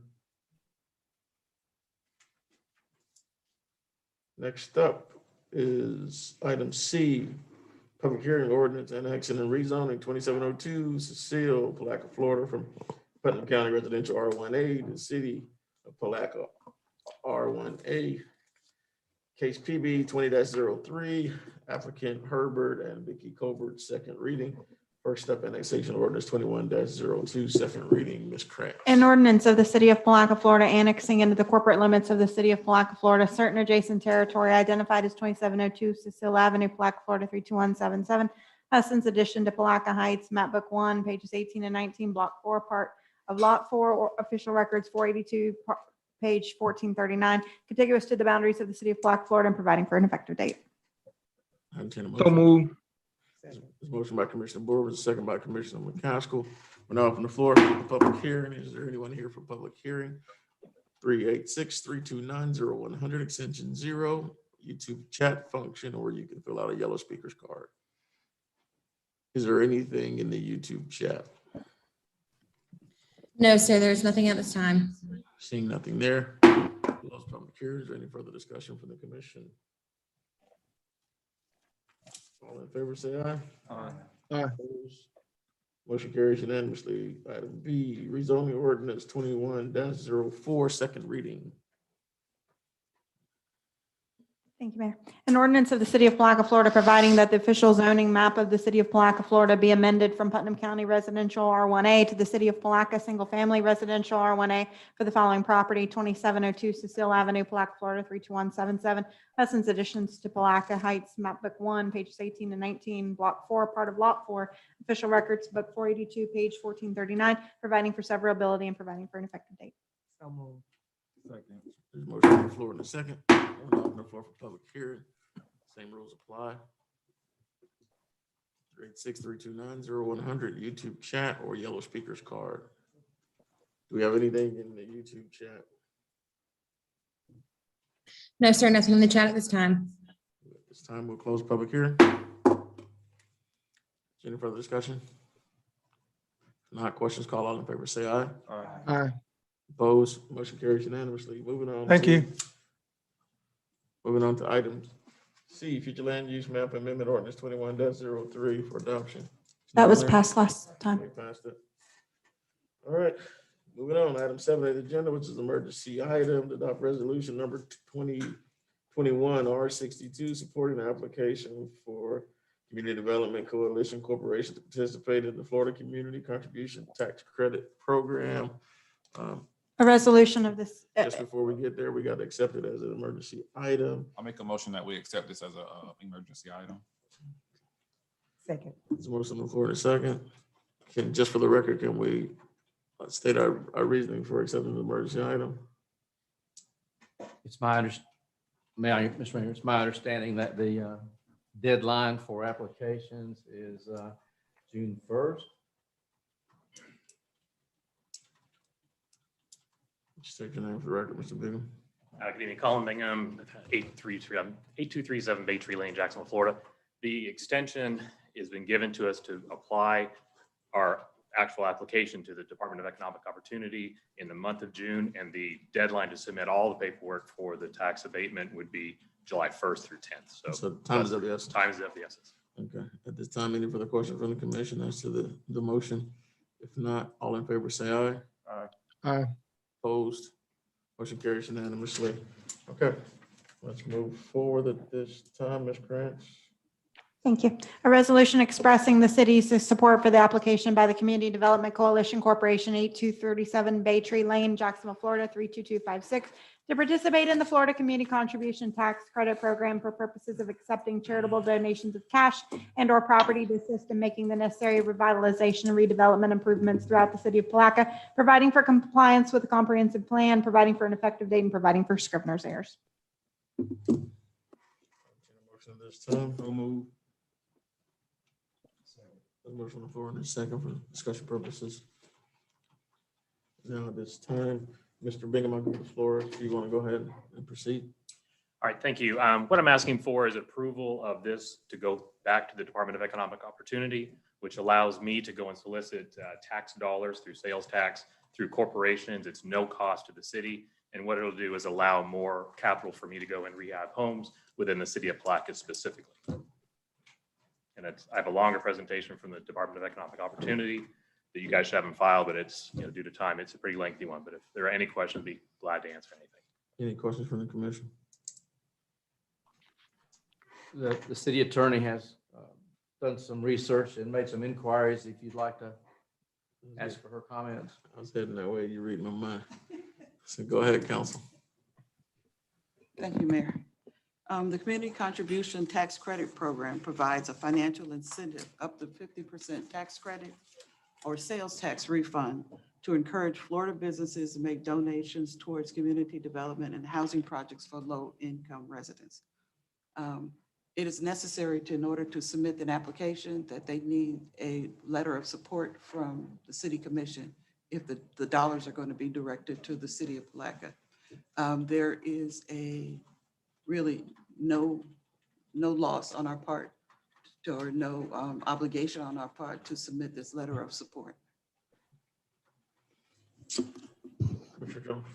Yeah, sir, just to get the public excited about what you're trying to do, just give them a little brief of how it will benefit the low to moderate income people here in the city of Palatka. Okay, and the only correction I make to that is due to COVID, it's 100%. So if a corporation was to give me $1 towards the rehabilitation within the city of Palatka, only within the city of Palatka, then I take those dollars to rehabilitate homes, existing homes, or build new homes, again, within the city of Palatka. No cost to the city. I'll use local subcontractors and all of the above. So it's to build for low to moderate income families. Because it's one of our initiatives to remove Black from throughout our communities, are those going to be some of the targeted areas as well here in our city? Just, if you would, just give the citizens a brief overview. So it's basically any house within the city of Palatka that needs rehabilitation. I will acquire it through the nonprofit, which is what CDCC is, use these dollars to rehabilitate those homes. Now, if there's a lot within the city of Palatka, we can also build a new home on that lot using those tax dollars, the sales tax abatement dollars. Okay. All right. Any further questions from the commission? Well, what about the prioritization? Like the priority of the funding, and again, I guess that'll be piggybacking off of Commissioner Jones in terms of location and prioritization. That's what I'll be more concerned with. So I can't prioritize what locations yet because I don't know how many dollars we'll be getting. It's a statewide program, so I'm competing against everybody in the state in this program. Specifically, this program is only for the city of Palatka. I also have one that's for the city of Jacksonville, but again, I'm just asking for the approval of this resolution for the city of Palatka. I understand that, but what I'm saying is there are a number of areas that's blighted within the city limits of Palatka, and that's what I was concerned about. The blighted areas, those are the target areas, and we do have a list of those. So if I'm answering your question correctly, the dollars can only be used for low to moderate income. So I wouldn't be doing a house in areas that don't need that assistance. And to take my background further, I have the contract with Fannie Mae, Freddie Mac, and the banks for the first look program. So anything that goes through foreclosure that's in low to moderate income bracket comes to me. And then if I don't choose to do it, then it goes out to the community. Very well understood. Again, the list that we do have, they're not in upscale neighborhoods. Got it. All right. Any other comments from the commission? Seeing none, I'll call the question. All in favor, say aye. Aye. Opposed, motion carries unanimously. Thank you, me. Thank you, everybody. Appreciate your time. Thank you. Next up, city manager administrative reports. Mr. Mayor. Yes, sir. Mr. Mayor, I'm here to do something a bit unusual, and that is to offer the commission an apology. And that apology stems from the fact that I attended the meeting that some of these people have referenced, not with the intent of embarrassing or causing disrespect to any of you, but regardless of intent, it's the perception has been that could have been a source of a feeling of disrespect or embarrassment, and for that I apologize. I'd like to briefly explain the facts of the matter, not because the facts are an explanation or excuse, because perception is more important than reality, as we all know, but the truth still matters. On Friday, at some time on Friday, I received a phone call. No prior notice, Friday before Monday, and I was asked if I would be interested in attending a very casual, informal breakfast at which Governor DeSantis would stop by, attended by a few people at CP Deli, an open restaurant which would be open to the public, in an open room, at which there would not be any lobbying, there would not be any presentation of platforms or agenda, but it would be in the nature of a meet and greet. It sounded innocent enough to me. I was told that I was not to tell anybody, not even my kids, which I assumed was, as happens these days, for security and other purposes, where a celebrity makes a pop-in visit and they are not looking to have the visit widely known because of crowds and security concerns and so forth. So at 8:15 on Monday morning, I attended. I got there.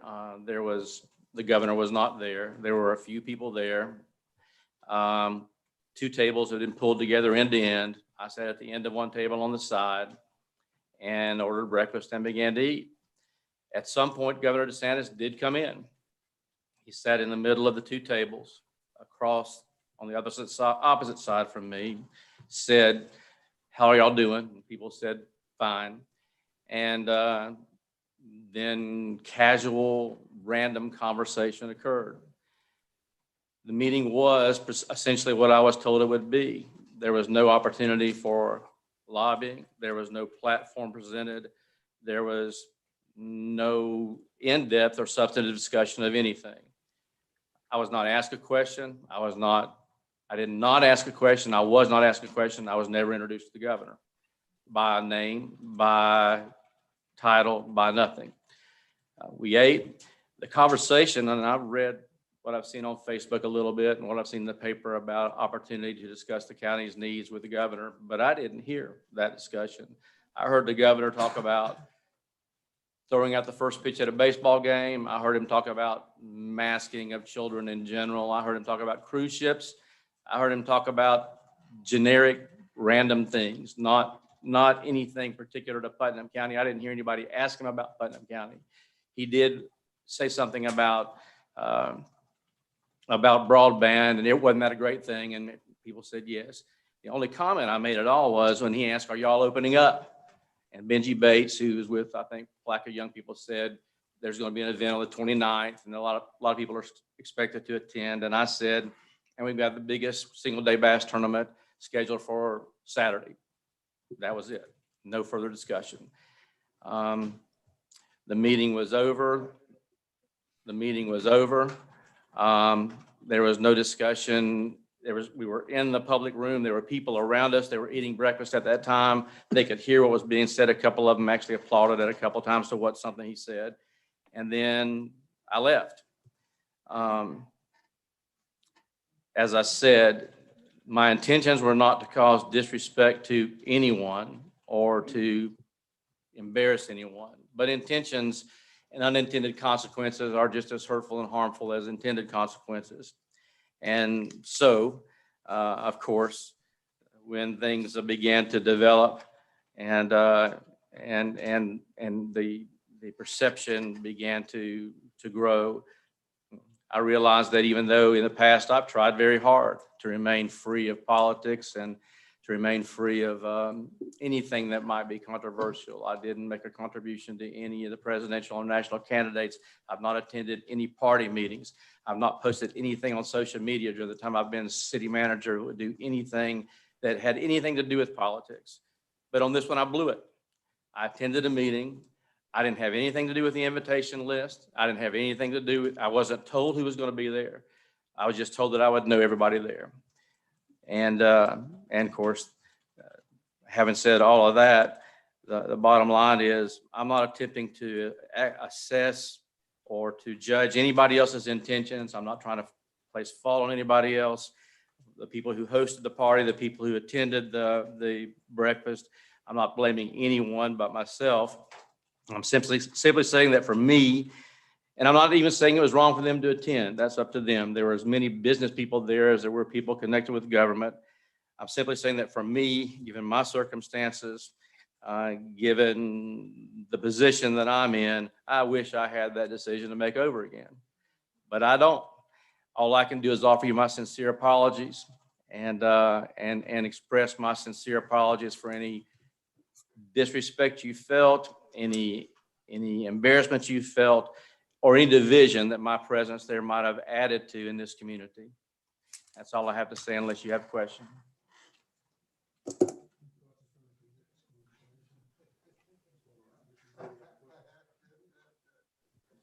Commissioner Board, you got any questions?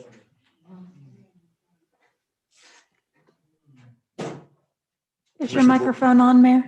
Yeah, so Commissioner Board, you got questions? No, I don't have a question. Commissioner McCaskill. I don't have any questions. I was able to sit down with the city attorney, city manager personally and ask all the questions I needed. And I want to say I accept your apology.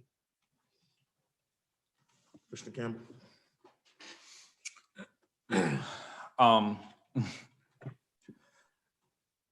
I don't have any questions. I sincerely appreciate you making the apology, but I don't have any questions, but I will make a statement during my appropriate time. Mr. Jones. I don't have any statement at this time. No question. I've got a question so that the record's clear. Who gave the invitation? The invitation I understood came from Bobby Payne, but it was directed to me and to a couple of others from Terry Turner. I do have a question. Was there not a sunshine law broken during that time, being that there were commissioners on the county level that was there, and maybe things that were discussed that may come before that particular commission? I don't know. I mean, I was not, as I said, I wasn't privy to their discussions, and of course, their sunshine concerns are really not something that I have jurisdiction or authority to deal with. So I didn't hear any discussions, as I said, that were pointed or that were focused. I really didn't. I sat to my right was Keith Perry, Senator Perry. Across the table was Mr. Turner. I heard no discussions involving him. On the other end of the table were Mr. Pickens and also Larry Harvey. I didn't see Adam Zach at the table. He may very well be, and I just didn't see him there. I didn't notice him there, but I didn't hear discussions of, like I said, what I heard were discussions of random conversations of, like I've described. I can respect that, but in the newspaper, it's clearly identified that the conversation that was taking place were of issues that will potentially affect Putnam, not saying in a bad way. One was broadband. So there was evident that there was communication with regards to things, again, that may not only come up on the county level, but on the city level. But again, with meaning that there is a level of transparency that we have as an oath that we have taken in a form of ethics. I asked the question to put it out there simply because, in my opinion, there was or could have been the ability to have sunshine law violations. And it's my understanding, in sitting in this position since I have in 2015, notification of those things, irregardless of who, what, when, where, and how, there should have been some form of communication that was sent out. I know we on the city level send it out if we are going to be in a certain place, if there's going to be more than one commissioner. Again, that was not done on the county level, but I did want to bring that up, not just for my questioning, but for citizens' questionings as well.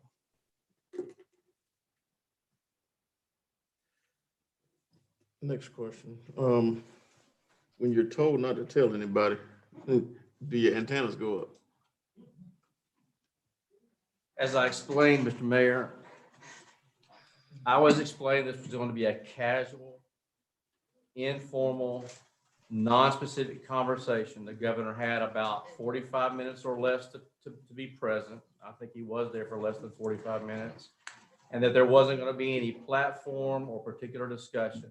From my perspective, it was a matter of, the answer is no. From my perspective, it was a matter of them not wanting people to know that he was going to be in town because of the security issues and because of potential crowd issues. So, no. I do have one. Now, in retrospect, I wish I had. No, because of the security issues, did you tell the chief? Thank you. That was my question. Did I tell the chief? It wasn't my party. I was invited to go. When we got there, there were 2 FDLE people there that I saw initially. There may have been more, and there were Putnam County Sheriff's deputies there. I have a question. How did he get to Putnam County? I don't know. We were seated in the restaurant. As I said, I'd already ordered something to eat. We were sitting there, and he came in the door, sat down, and said, "How y'all doing?" And So we're not aware if he flew into our airport. I have no idea how he got here. Okay. Did it not cross your mind when you went into this quote unquote breakfast of sorts where you saw other individuals that represent other municipalities, but you didn't see anyone of the municipality that you represent? Did it not ring a bell to ask why we were not present, or say if we do not have the ability to bring at minimum our mayor into that particular meeting? In retrospect, I should have just left, but as I said, if I could,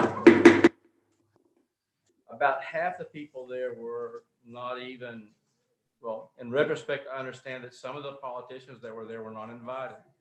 There were 4 or 5 business people there. And as I said, or 6, there was many business people there as there were political people. And it didn't, there were others. I mean, the supervisor of elections wasn't there. The clerk of court wasn't there. The tax collector wasn't there. But there was someone that represent the municipalities. Again, you had county representation, you had the sheriff's department. Again, there was no representation of the city outside of you, and we are the delegating body. Agreed. And I never spoke on behalf of the city. I never represented a platform on behalf of the city. I never even asked a question on behalf of the city. I was there in a casual, informal setting, and that's the way I was told it was going to be.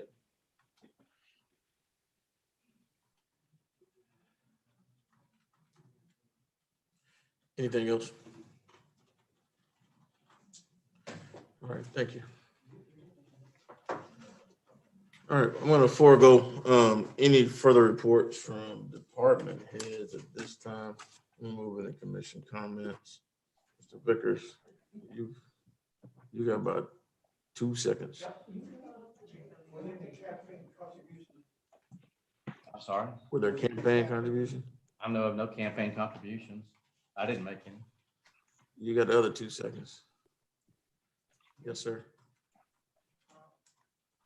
I can't, how in this God's world, anybody would, how in this God's world that anybody with any common sense could recognize the fact that the governor would come to Palatka if he didn't have objective in mind?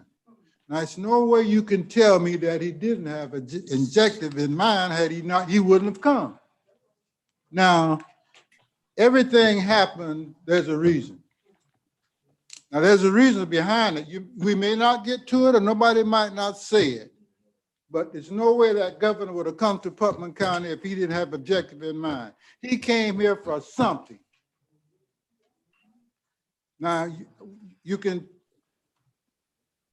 sugarcoat it, windmill it all you want, but let's deal with the facts. And there's no way you can convince anybody in this room that have common sense will recognize the fact that he didn't come in for something. Now, you can take it any way you want it. It was disrespectful. Direct your comments. Okay, and like I said, due to the makeup of the city commission, you felt that it wasn't important for them to meet with the commission, with the governor. Thank you, Mr. Spell. All right, we're going to close any further public comment, move on to comments from the commission. I'll go in order. Commissioner Boer. I have no comment other than my whole point is we got 10,500 people that we need to be providing services to the citizens of Palatka. I don't want this thing to be something that take us off of our vision, our mission. Our mission is to help the people, and so we don't want to get sidetracked or detracted from with all of this distortion. So I just think that we could. It's that I think we don't have all the facts. We don't know why all of these things happen, and so again, I accept the apology, and hopefully this is not a problem going forward. So again, my concern is the 10,500 people I serve every day. So that's all I have. Mr. McCaskill. I don't have any comments, additional comments at this time. Commissioner Campbell. Again, I do appreciate the apology.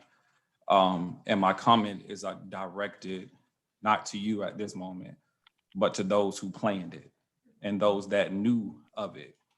I feel it's very disrespectful. While we represent 10,500 or more, he represents the millions that live in this great city of Florida.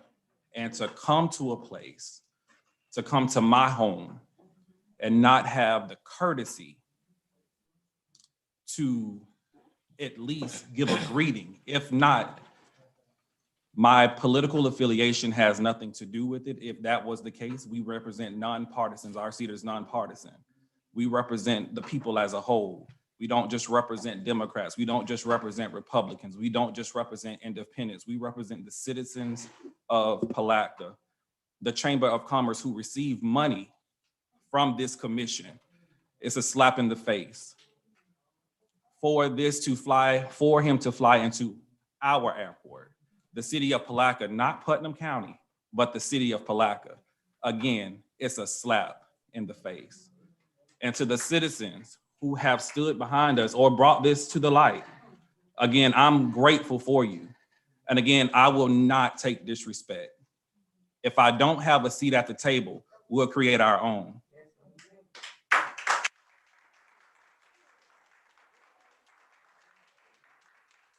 Not once did the individuals who had a planning of this reach out to me, or reach out to anyone of that matter that I'm aware of.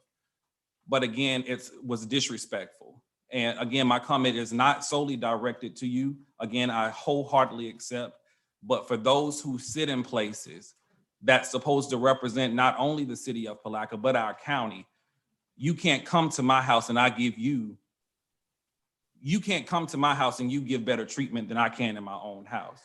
But again, not to have the courtesy to just greet the governor. I think the issue is much bigger than Attorney Holmes attending that meeting. The picture is for those who sit in the positions who did not think it was okay for us to be around that table, irregardless of who, what, when, where, and how. We should have had a seat at that table.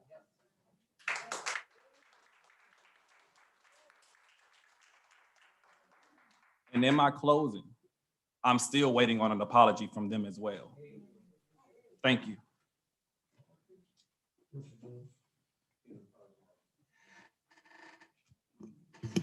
I had an opportunity to speak with the city manager as well on a one-on-one.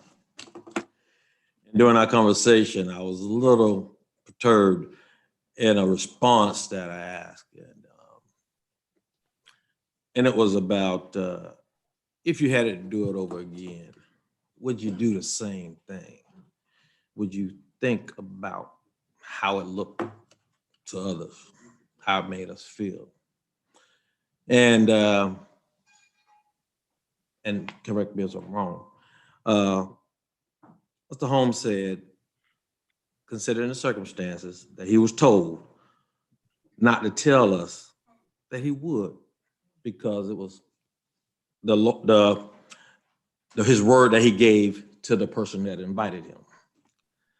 I was a little perturbed about that because it made me think, where do your loyalty lie? I had a problem with that. And I won't get up here and grandstand, and I know people probably expected me of all folks to get on it and to be on this thing. People who elected me and I said, I will be your voice. I'm gonna do that. Don't sit well with me. We may not agree on everything up here, but I think we all love our community and really care for our community and the best for our community. That picture, the meeting itself, and some of the things I heard behind closed doors as far as some of the folks we won't get things done if we're at those tables because certain other folk could get things done. That probably none of us, it was a one-on-one, Tammy, me and the city manager, just to let you know. So some of us couldn't get things done. I was appalled by that statement. And if you remember a few weeks ago, I said, I don't like the one-on-ones conversations because those one-on-one conversations need to be brought to the public. We need to stop. We need to be transparent with what we say so we can be held accountable, okay? We have, perception is reality. You guys saw the pictures. We don't know what the conversation was, and we probably would never know totally. And again, I'm just gonna say it how I opened it. If you're not telling us about a visit, what else are you not telling? Mayor, I do have to have I would like to have opportunity to respond briefly. Yeah. First of all, the conversation was not one-on-one. Ms. Thomas was present. And the question was, if you were asked not to say anything to anybody again, would you next time tell us? And I said, no. I said, what I would do would be tell them, if I can't tell the elected officials, then I'll have to decline the invitation. That's what I said. So the response was, if I can't tell the elected officials, I just will not come myself. That's what I said, because I did tell them. I won't tell them that I will keep my word and keep the invitation secret and lie to them and then go tell you. My word is more important than that. But what I will do is I will tell them, if I am not allowed to tell my elected officials, then I will not come. That's what I said. And you do stand corrected, and I stand corrected. You did say something like that. But here, again, still my concern would be, why can't you just give us an invite and say, hey, listen, and again, I accept your apology as well, but it still don't sit well with me. And I have to let you know that. And just to bring this out, I've sat over there on that side prior to being elected and watch 2 other city managers be fired without a cause, without any explanation. And we had people on this commission that did that.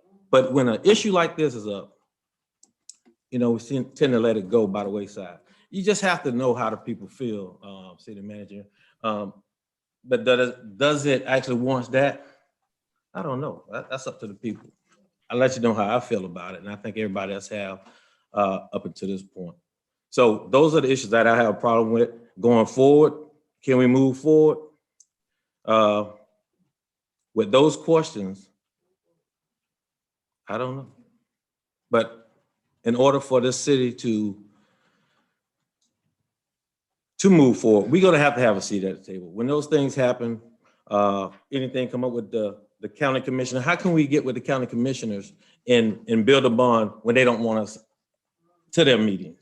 How can we go and lobby up at Tallahassee or Washington, D.C. if they don't want us to the table? So we have some work to do.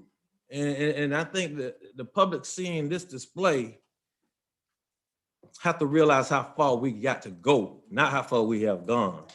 We got a long ways still go, and we need to understand that in this community. And it isn't easy being up here because you've seen it for the first time publicly, okay? Just because we're up here don't mean that we're making all those decisions. All right, and that's all I have to say. Mayor, if I may. Not so long ago, we made decisions about closings of certain schools. And in the process of that, they created a facilities workshop group. And I was one of the individuals invited to sit at the table and be a part of the decision-making process. When the groups were being formed, I was asked to keep this confidential until they formed and created the groups. And I did. We met, and subsequent of the meeting, there was a public meeting held over in the parking lot of Jenkins Middle School. I did not know the meeting was taking place until it was actually happening live on Facebook. Some of the same concerns were brought before the superintendent and the associate superintendent. And they identified the individuals that had a seat at the table. And I was one of those individuals. And many of the same people in this room, including my fellow commissioner, replied to that and said that I shouldn't have had a seat at that table. And it was heartbreaking to me because not only should I have had a seat at that table, I should have had the biggest voice at that table because I have sentimental value to Jenkins Middle School. I didn't attend Jenkins Middle School, but I went to the gymnasium, and the media center is named after my aunt, the Megan Miller Media Center, who worked at Jenkins Middle School for 30 years. That hurt, because I don't know why, because I was a district employee. I have grandkids going through that school. I'm a stakeholder, and I don't know who better should have had a seat at the table other than me. So I'm just confused. I know a lot of you, I'm not a person. I try to stay very professional and be very respectful. But I have a question, and I have a question to some of the people that were there. Who do you all think should have certain seats at certain tables, and who are the people? Is it up to you all? Because surely I had a seat at the table, but it was by some of the same people in this room.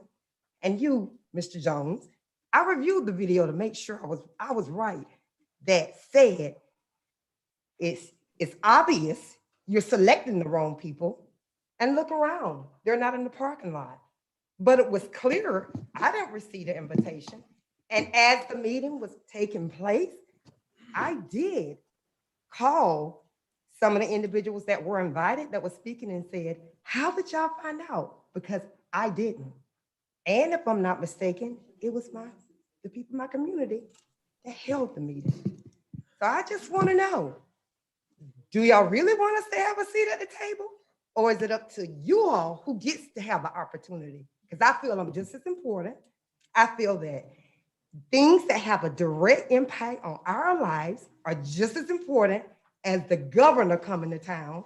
Our voice should matter at all times, and any topic that's related to us that impacts us should be just as important as any topic that the governor brings to Palatka.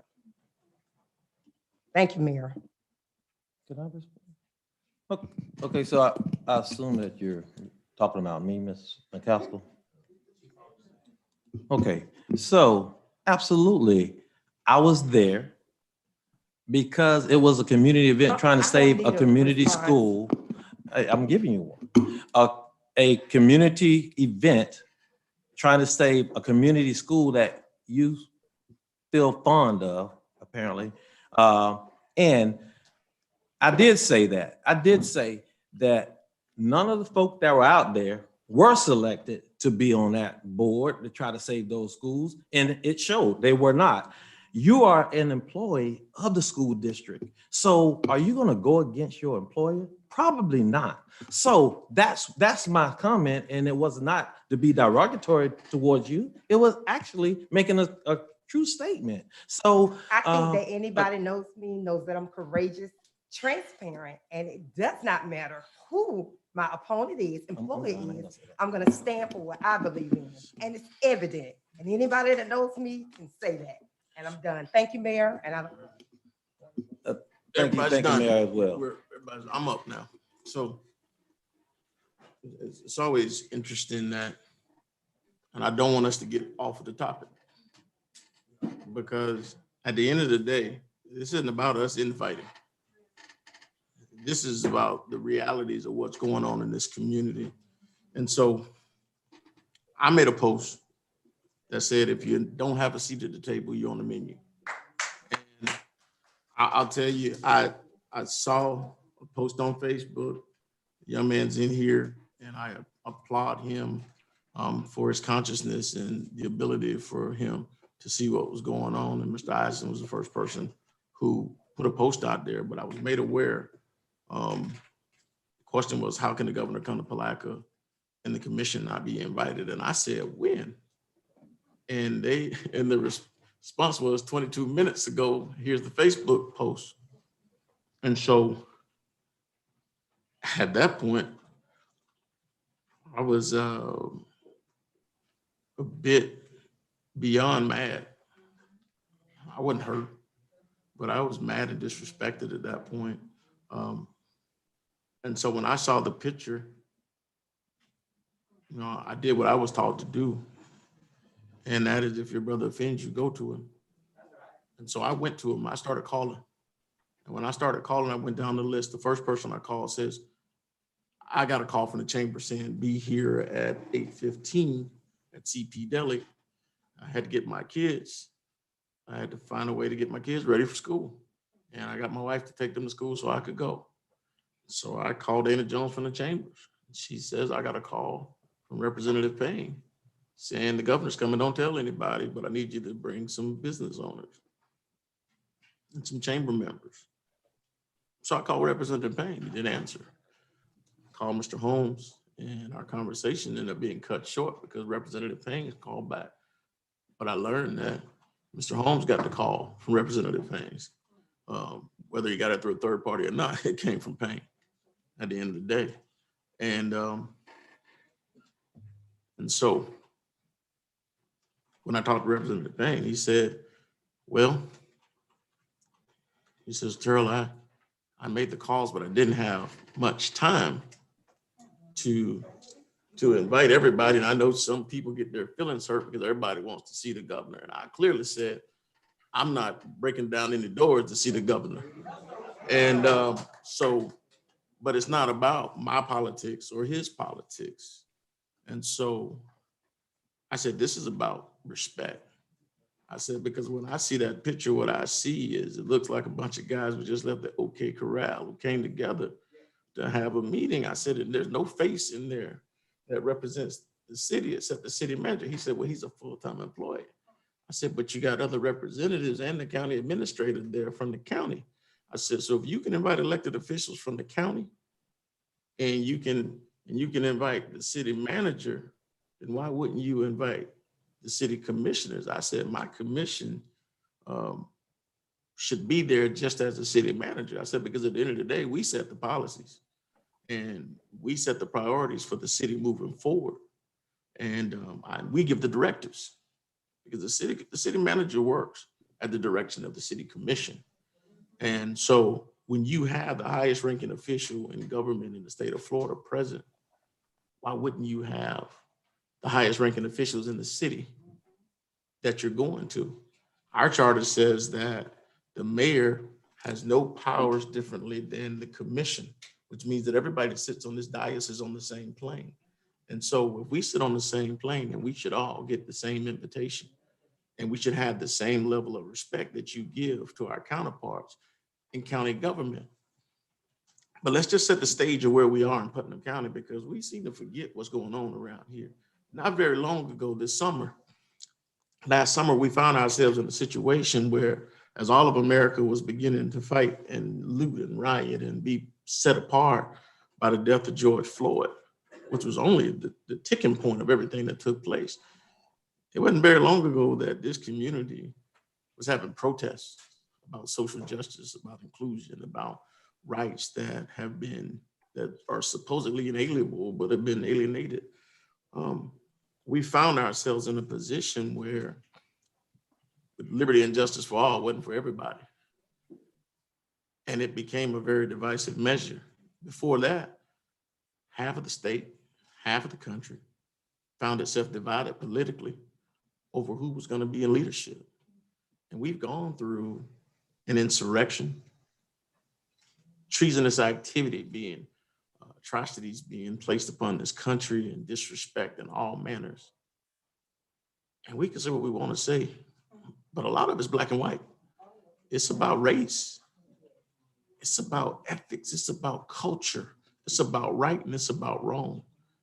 And the America that I dream of and the America that most of us dream of is supposed to be one where we all had the same opportunities, where we all gained the same level of respect, and where we were all treated equally. But it seems to be that justice and equality are farces in this country and in this county, because there's no way that we continually have 1865 discussions today, but we're continually having the same discussions that our parents and our grandparents had, and it's time out. And so my issue isn't so much with with the people who got the invitation as it is with the inviter. And so Representative Payne was the person who gave the invitation. And that invitation came with malice of forethought. I don't care what anybody else says. It was contemplated. It was thought out publicly. And his intent was to get the people that he thought was there. And so let's just look at the people who were invited. The newspaper's picture said the county leaders. The article says we talked about county issues, including rural broadband. Well, the last time I checked, the city of Palatka was the county seat of Putnam County. It had the largest number of businesses, the largest culmination or concentration of citizens within the community, and some of the highest levels of poverty. And the last time that I checked, technology redlining was a very serious thing. There are so many people who've had rights abridged from them by government and putting poverty into areas such as public housing, where we are now crippled by not having access to internet, particularly when children are distance learning. Not very long ago, the city of Palatka had to lend its hotspots to certain areas of this community just so that kids could get access to their school lessons. But if you want to talk about rural broadband, when you come to the city of Palatka to have that conversation, since most of your schools are in the city of Palatka. But again, that's obviously not what was on the menu that day. So as we begin to talk further, and just to show you how things work, I said sometimes God will put you in the right place so you can hear the right information. So as I go to my foundation board member, the conversation is about the governor throwing out the first pitch before he became governor and how ESPN had him ranked. And how he went on about that. It sounded like broadband to me.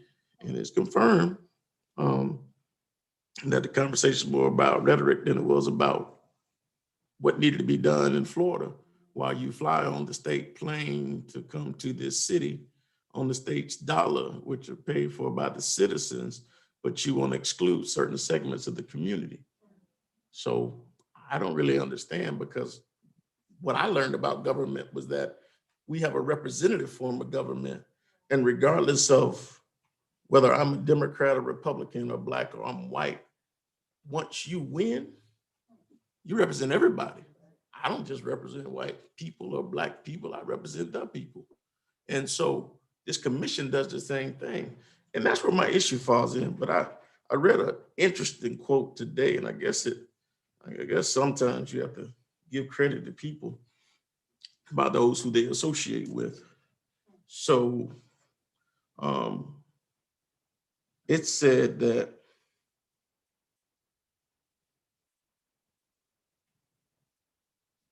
if you don't support the winning team while they're on the field, don't expect to be invited to the locker room party. Now that comes from Leota Wilkerson, who is Representative Payne's assistant. And so I just don't, I don't think that anybody that works for City of Palatka would make that quote. Now I can't read into it, but I will. And so the last time I checked, the winning team was Team Florida. And Team Florida didn't consist of just the Republican Party or the Democratic Party. It didn't consist of just white people or Black people. But maybe I'm missing something somewhere along the line. And if you understand what the climate has been in this country, in this state, and you understand what the politics and how divisive they've been around here, even with the county government's decisions as it relates to the monument put in place, then it's almost lost upon me if how anybody could miss this situation, because even if you miss what's going on with the invitation, but I know for me that if you roll up on me and you say, don't tell anybody, my first question is gonna be why? And if your why ain't right, we won't get to anything else. But let's move forward and just say we missed that. Once you get into the function and you look around and there's nobody there who works with you, but everybody else is represented in mass, then you gotta say something here doesn't smell right. And like I told everybody that I called along the way, I called business owners, I called Representative Payne, and I told Representative Payne, I said, he says, well, I apologize for your feelings being hurt. I said, don't apologize for my feelings because they not hurt. I said, I'm ticked off and I'm mad because I've been disrespected in my house. He goes, well, we didn't invite the newspaper. I said, well, I'm not the newspaper. I'm the mayor of the city. I said, you won't disrespect me or my commission. And I said, this is the reality of it. I said, not only am I the mayor of Palatka, but I'm also the president of the Florida League of Mayors, of the large organization of mayors in the state of Florida. And I said, if you can invite the county commission in here, you can invite the city commissioners the same way. I said, and he goes, well, it just wasn't enough time to get everybody in. I said, well, I've already talked to everybody who you invited and you started on Friday. And I said, so between Friday and Monday, it seemed like there's a whole bunch of time for you to do whatever you needed to do. And I said, at the end of the day, I might feel better if you say no Blacks or Democrats. I said, but don't lie to me and tell me that you didn't have time. So no, Mayor, that's not it. I said, man, my biggest issue is we as a commission to the city, we're constantly saying we're better together. We are constantly saying one Palatka under God. We're constantly doing all these different things.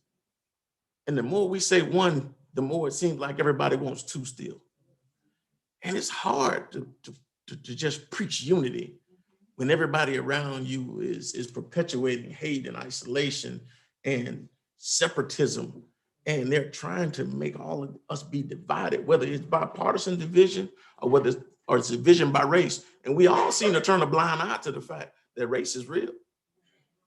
The history has input poverty into the city of Palatka through policies which were designed to make sure that there were gaps in place. And government has a distinct role in making sure that that stuff is corrected.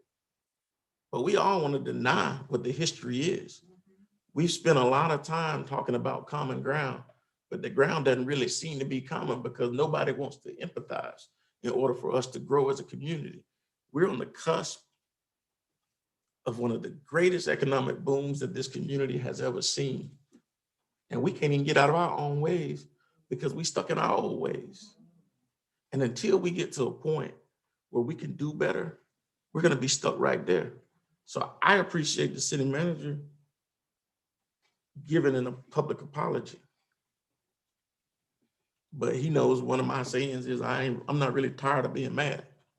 And that's something that I say on a regular basis in certain situations, because I'm mad because I feel betrayed. I'm mad because I feel disrespected.